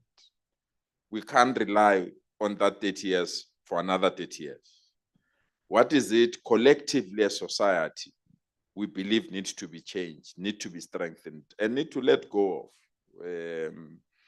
I'm a fanatic of public participation. I'll give you an example now. There is a road here in Sentin that need to be, there is a proposal to be changed. And I went through the submissions. Reality is that 70% of society didn't participate, they don't care. And that's how we formulate laws, where the public participation leaves a large chunk of society. So you can't rely on that element alone. You need to find a way of strengthening it. So a call for a national dialogue, which we believe as a province will have a provincial dialogue. It's a call that needs to be supported so that ordinary South Africans can contribute their ideas on the kind of South Africa we need going forward. We had CODESA, but we also have a conference of a democratic future, if you remember, just before CODESA came. Because I want to give you one practical example. How do we revitalize Johannesburg? CBD. I mean, it's an embarrassment for all of us. It's an embarrassment, actually. It's something that I'm impatient that we want to turn it around. But you can't do this because it's private development. You can't do this because it's local government. You can't do this because it's national government. Local, provincial government, you don't have a role. So we need to let go of certain responsibilities for the interest of the country and the interest of the province, so that you can be in a position to intervene and resolve the challenges that you have. So the national dialogue, I hope South Africans will grasp this opportunity and make their own submission like we did when our forebears developed the Freedom Charter. Ordinary people contributed to say, this is the South Africa we need. We need the second Freedom Charter. We need the second CODESA. We need the second Conference of the Democratic Future. We also need the new NDP, because NDP is saying in 2030, we are almost 6 years away from 2030. We can't just live until we arrive at 2030 and believe that can make changes. So this national dialogue, to me, I believe it's a foundation that we must take advantage of, and then ensure that we rally South Africans to make their ideas known and package it in a manner that will assist the country. And it must not be politically influenced. It must be diversified and be in a manner that the interest of the country come first and the interest of the country can be elevated, which means, going back on this adaptive consent, there are some benefits that we have to let go. And to me, I'm very, very strong that the benefits that are enjoyed by criminals or those that are involved in criminal activities are too high. There's something that needs to be curtailed there for us to fight crime. And the role and the support for law enforcement agencies like the police, we need to give them more powers, because if somebody stops you, you start by taking their video before you even listen to them. That's undermining the authority of the state. Thanks.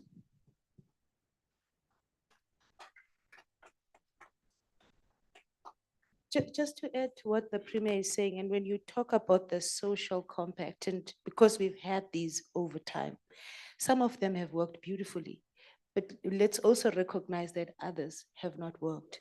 And if you talk about, I mean, you can use the inner city of Johannesburg as a case in point. There's been many iterations of social compacts to revitalize it. So what makes social compacts not work, or what makes it to work? The first thing is that they're based on trust. So if, according to these results, if you're saying that people are not trusting the system, it means that we need to work on that. How do we then build on that trust? We keep our word, number one.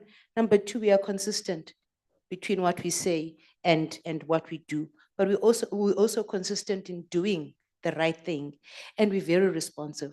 So as much as the call for national dialogue or a provincial dialogue, I welcome it. It will need to be supported by all of us making sure that we build the softer issues, people trusting us by doing the things that we said we're going to do. And that might also mean, Rashid, it might also mean that beyond us counting beans, and I really call the exercise counting beans, beyond us saying we've delivered so many kilometers of roads, or we have built so many houses or connected, we need to shift and say what has been the impact. And that has been the gap, if you look at, in fact, in all of government, not talking about the numbers, but talking about the impact. Because I'm sure if one was to look at the annual reports of the municipalities and the province, you'll get a very good story that tells you that things have been done, but what has been the impact of what has been done.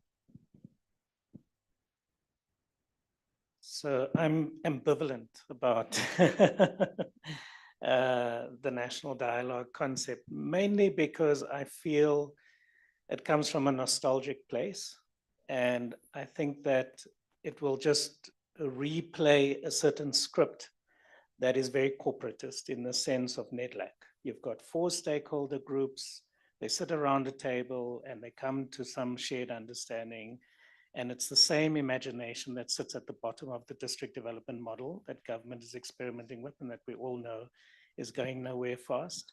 So, so for me, what always strikes me is that there is an unbelievable amount of capability in South African society. We're relatively wealthy compared to other middle income countries. And so we really need to invert the model. I want to see a framework where we create an openness to say who is experimenting, who's doing the work, and let's celebrate what they're doing. And so that you've got a grassroots innovation recognition model that aggregates up. And that the conversation is not about having the right stakeholders around the table, but it is about saying, how do we create an empowerment and enabling framework for people who are already doing things, and then stretch the imagination of the social fabric that is there but not doing so much, like our religious institutions. So, so if you go through the sectors, whether it's ECD, whether it is placemaking, greening, etc., there are thousands of civic actors doing unbelievable work, but they need a little bit of support and enablement for that to become systemic and scaled. And for me, if the dialogue is around how do we unleash the capability and innovation and appetite for transformation that's embedded in South African society, that I'm interested in. Another national dialogue that rehearses conversations in the formats that we've done before, that is basically performative, I don't think will get us anywhere. And so it does come down to how do we curate that conversation and who holds the curation and how do we invest in that? And we really need to break with the imagination that have underpinned the national democratic project that we kind of embedded in. And we need to say, we are, and Premier, I have to respond to your point about our custodians not having anticipated the complexity of South African society. The greatest asset we have is that we are now, again, we've just overtaken Nigeria, the largest economy on the continent. And the continent is the most important asset for the world for the remainder of the century. So we are at the epicenter of the future of the century, picking up on your point, Nosipho. So how do we use that as the animating imagination? Like, that's the potential we hold. That's the power we hold. Let's embrace it and really project what it means to truly be an African nation that is coming into its own, right? And Gauteng is the epicenter of South Africa. I mean, like, whatever way you cut it, whatever my republic might say, you know, Gauteng remains the epicenter of the country and the economy and the culture and the music and the vibe. So let's unlock all of that, right? Thanks. I'm not, I'm not sure if your colleagues in the Republic would agree. Anyway, so I think, I mean, all three responses actually take us to my final set of my final issues. And let me just say, Premier, that last week at the Exco subcommittees, we presented work on the scenarios, which you will see soon. And I think it went down quite well. It's work that we have been doing with Mistra to look at Gauteng scenarios for the future into 2035. I know there was a bit of a debate there about whether it should be 2030 to 2035, but I think, and it's actually, it's called Finding Our Rhythm. So it's not Indlamiti and the birds from last year on the national one. And also just to say that Edgar has been doing some work for us, also looking into a kind of future Gauteng. So I want to kind of end on this point, but picking up again, segue from the last conversation about how do we think about a future Gauteng. And maybe one or 2 points. I mean, like Prema, you're talking about like crime and so on. But just one or two critical things that we need to, I know it's a complex kind of situation, but what vision do we see for the future? And then, but how do we get there? And we'll conclude the conversation on that point. Rashid, my view is that government must do what governments must do, which is render public goods. And unfortunately, we have abandoned that mission. And the sooner we recover and invest in that narrative, the better. Just imagine if government provides quality education. How many parents will have return investment in their pockets, and the cost of living will go down? Because majority of South Africans are buying private education because public education is not there. How many parents will save and their cost of living will go down if they don't have medical aids because government is providing quality healthcare? That's what government must do. And that's what is preoccupying me now, to say, how do we get the public health system right? Thirdly, if government do what government must do in terms of ESCOM, all of us now, we've got a huge expenditure lying low with solar panels on top of our houses and generators that are no longer working because ESCOM is doing what ESCOM should do to provide electricity.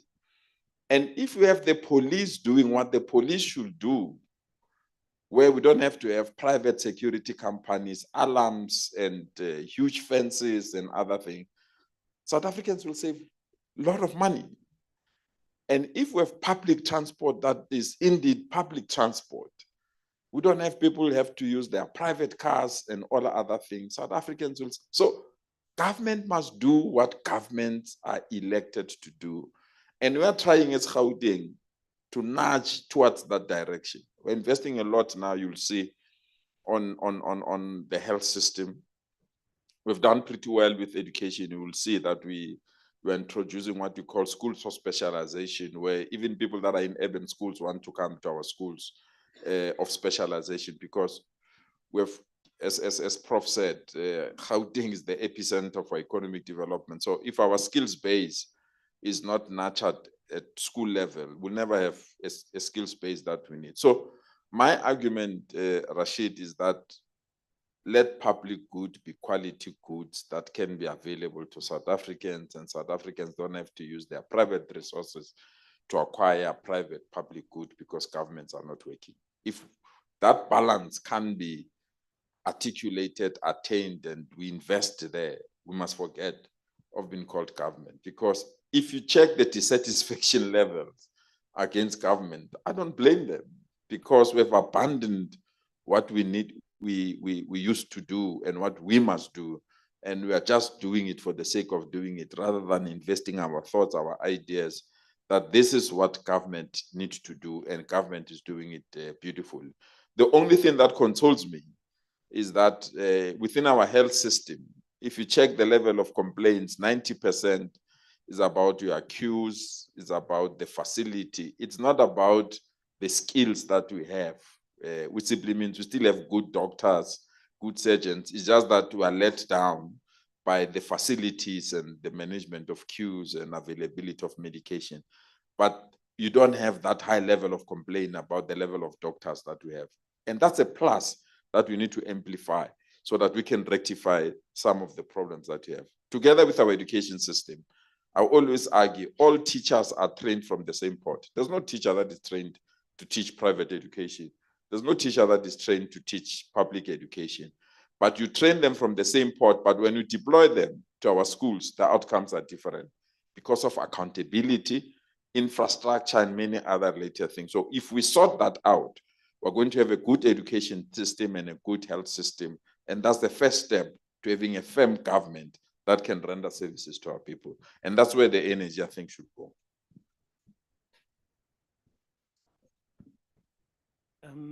I was now so enraptured in Premier's response, I forgot the question. So I'll just say what is on my mind and, pretend you didn't ask the question. So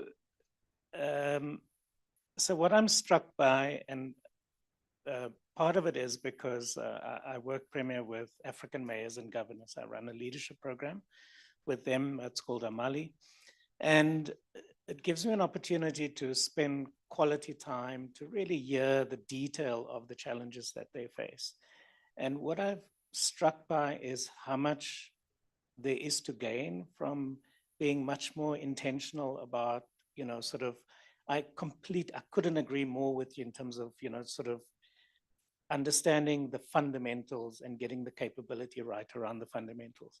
But there's something about injecting, animating that project if your leaders in the public sector and so on can engage with their peers in these other places. So for example, the governor of Nairobi is clearing 70 kilometers of the most polluted river that runs through his city, working with slum dweller communities, doing climate adaptation, but really building a public infrastructure that is going to transform the feel of the city.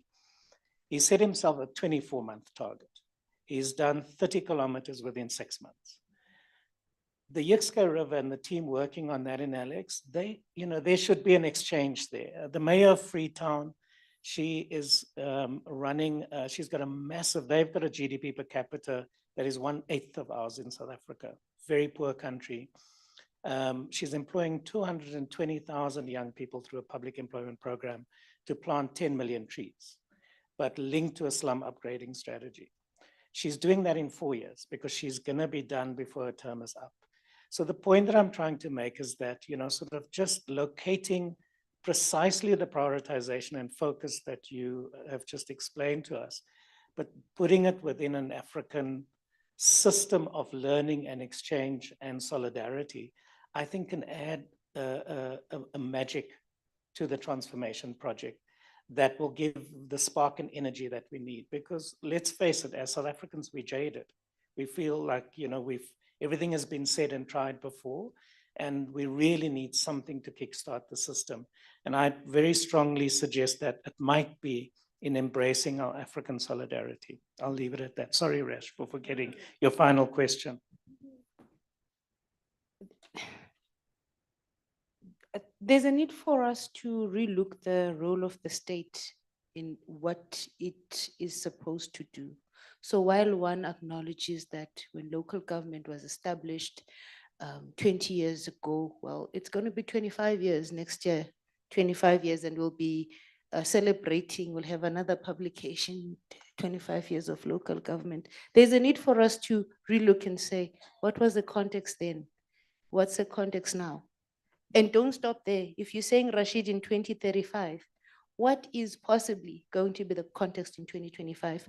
Because we do have this nostalgia of wanting to hold on to things just because our role has been to provide roads, provide electricity, this and the other. Sometimes it takes very long for us to see beyond ourselves as the sole custodians of a particular function. So if you ask me what should be, if I imagine Gauteng in 2035, what it would look like, It will be a Gauteng that maybe some of the things that we think that we are given a task of doing as public entities, we've done a good self-reflection and realized that in the age of all the information that we have, the technological advances, but also overlaid by the reduction in the disposable income of the household, and therefore they're not able to pay the municipalities, revenue decreases, both for municipalities and for national government, and those grants are reducing. It will be a time for us to, at speed, be adaptive and look at alternative methods of still providing the same services. So it's more about regulating the environment and making sure that you keep the standard. So what we've done with the independent power producers, that's just for electricity, but we need to imagine it for other services as well. That's the first thing. The second thing, Rashid, that I also think we need to think about is the type of economy that we want to build for this province in 2035. I argued in a paper that our economy as a country, it's an economy of 2010. It's not even an economy of 2024. So how then do we make sure that by the time we get to 2035, we have an economy for 2035 that is already gearing itself up for 2045? And that's going to require quite a few things. You were talking about education, Premier. It talks to education, it talks to access to information for the citizenry, but it also talks to these lines between business and the state in building the economy and making sure that we work towards that. The very last thing that I just want to talk about is, in this room, it's a room full of adults.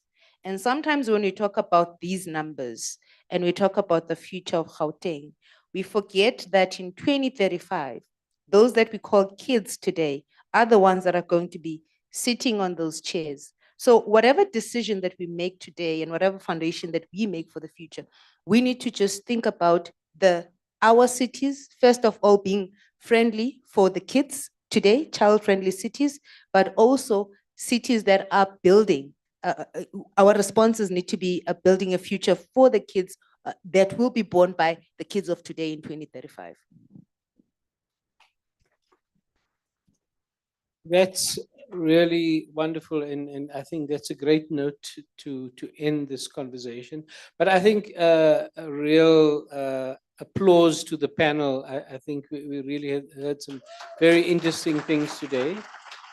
I mean, it certainly, of course, my sort of standard set of questions were all disrupted, but in a very positive way, I must say. I think that we took it, of course, you know, what Graham was showing us were in a way, were the symptoms of the problem, how it can be expressing itself. And I think there was a sort of a deeper diagnosis by various members of the panel around what is this afflicting us at the moment, but also some prescriptions about how we take things forward. And I think, I mean, that's the way we should have these sorts of conversations, in the positive, constructive spirit of building our wonderful, country and province and cities, for sure. And on that note, thank you very much, and I hand over to Lebo.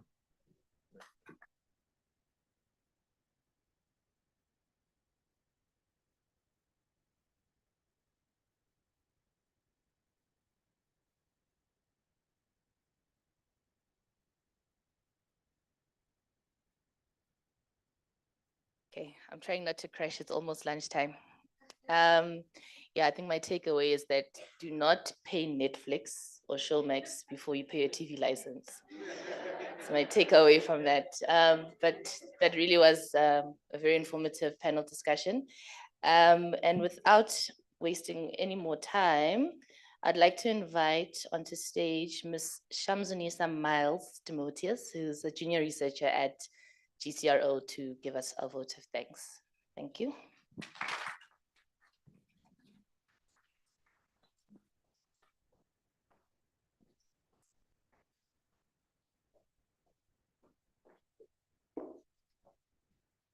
Distinguished guests, partners, colleagues, and everyone who joined us here today, whether in person or online, the GCRO would like to express our deepest gratitude for being part of the Quality of Life 7 survey results launch.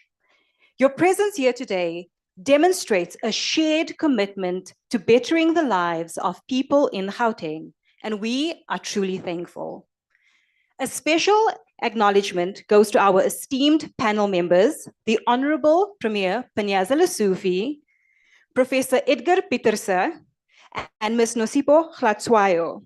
Your valuable insights during today's discussion has provided us with a deeper understanding of the challenges we face and the potential pathways to improve quality of life in this region.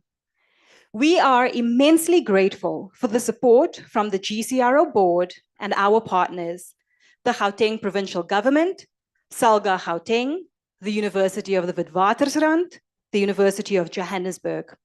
Your collaboration was fundamental to the success of the survey, as was the hard work and dedication of the GCRO's management committee and staff. To our stakeholders and partners who have been with us on this journey, we value your contributions and we recognize the critical roles you've played in bringing us to this point. Behind the scenes, there are many hands that made today possible, and we thank you all. We must also extend our deepest appreciation to Geospace International and our field workers whose dedication in gathering data from all over Gauteng was key to the success of this project. A special thank you goes to the respondents who took the time to participate, giving us invaluable insights into their lives. One respondent expressed it well by saying, "Thanks for the questions. They have done a change in my mind about how I see my community." This quote reflects the spirit of the survey, to spark reflection, inform policy, and drive meaningful change. The feedback from the survey's participants has been overwhelmingly positive, with many appreciating the opportunity to share their views and speak freely about issues that matter to them. Respondents were grateful for an opportunity to express themselves. There was a strong sentiment that the survey covered important topics relevant to their communities. And some even called for more frequent surveys like this to ensure ongoing engagement with critical issues. A recurring theme from the respondents was that they would hope that these survey results would not be overlooked, but instead taken seriously to bring about positive changes, especially in policymaking and community development. Many felt optimistic that the information gathered indeed could have a significant impact on the lives of ordinary people.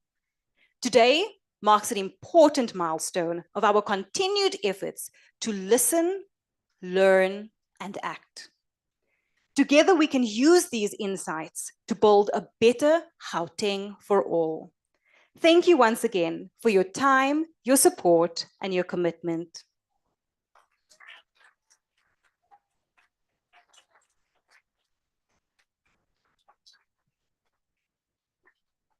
Okay, thank you for that, Shams. And with that vote of thanks, we have come to the end of the program. Lunch is served just as you enter the venue. I'm sure you saw that when you came this morning.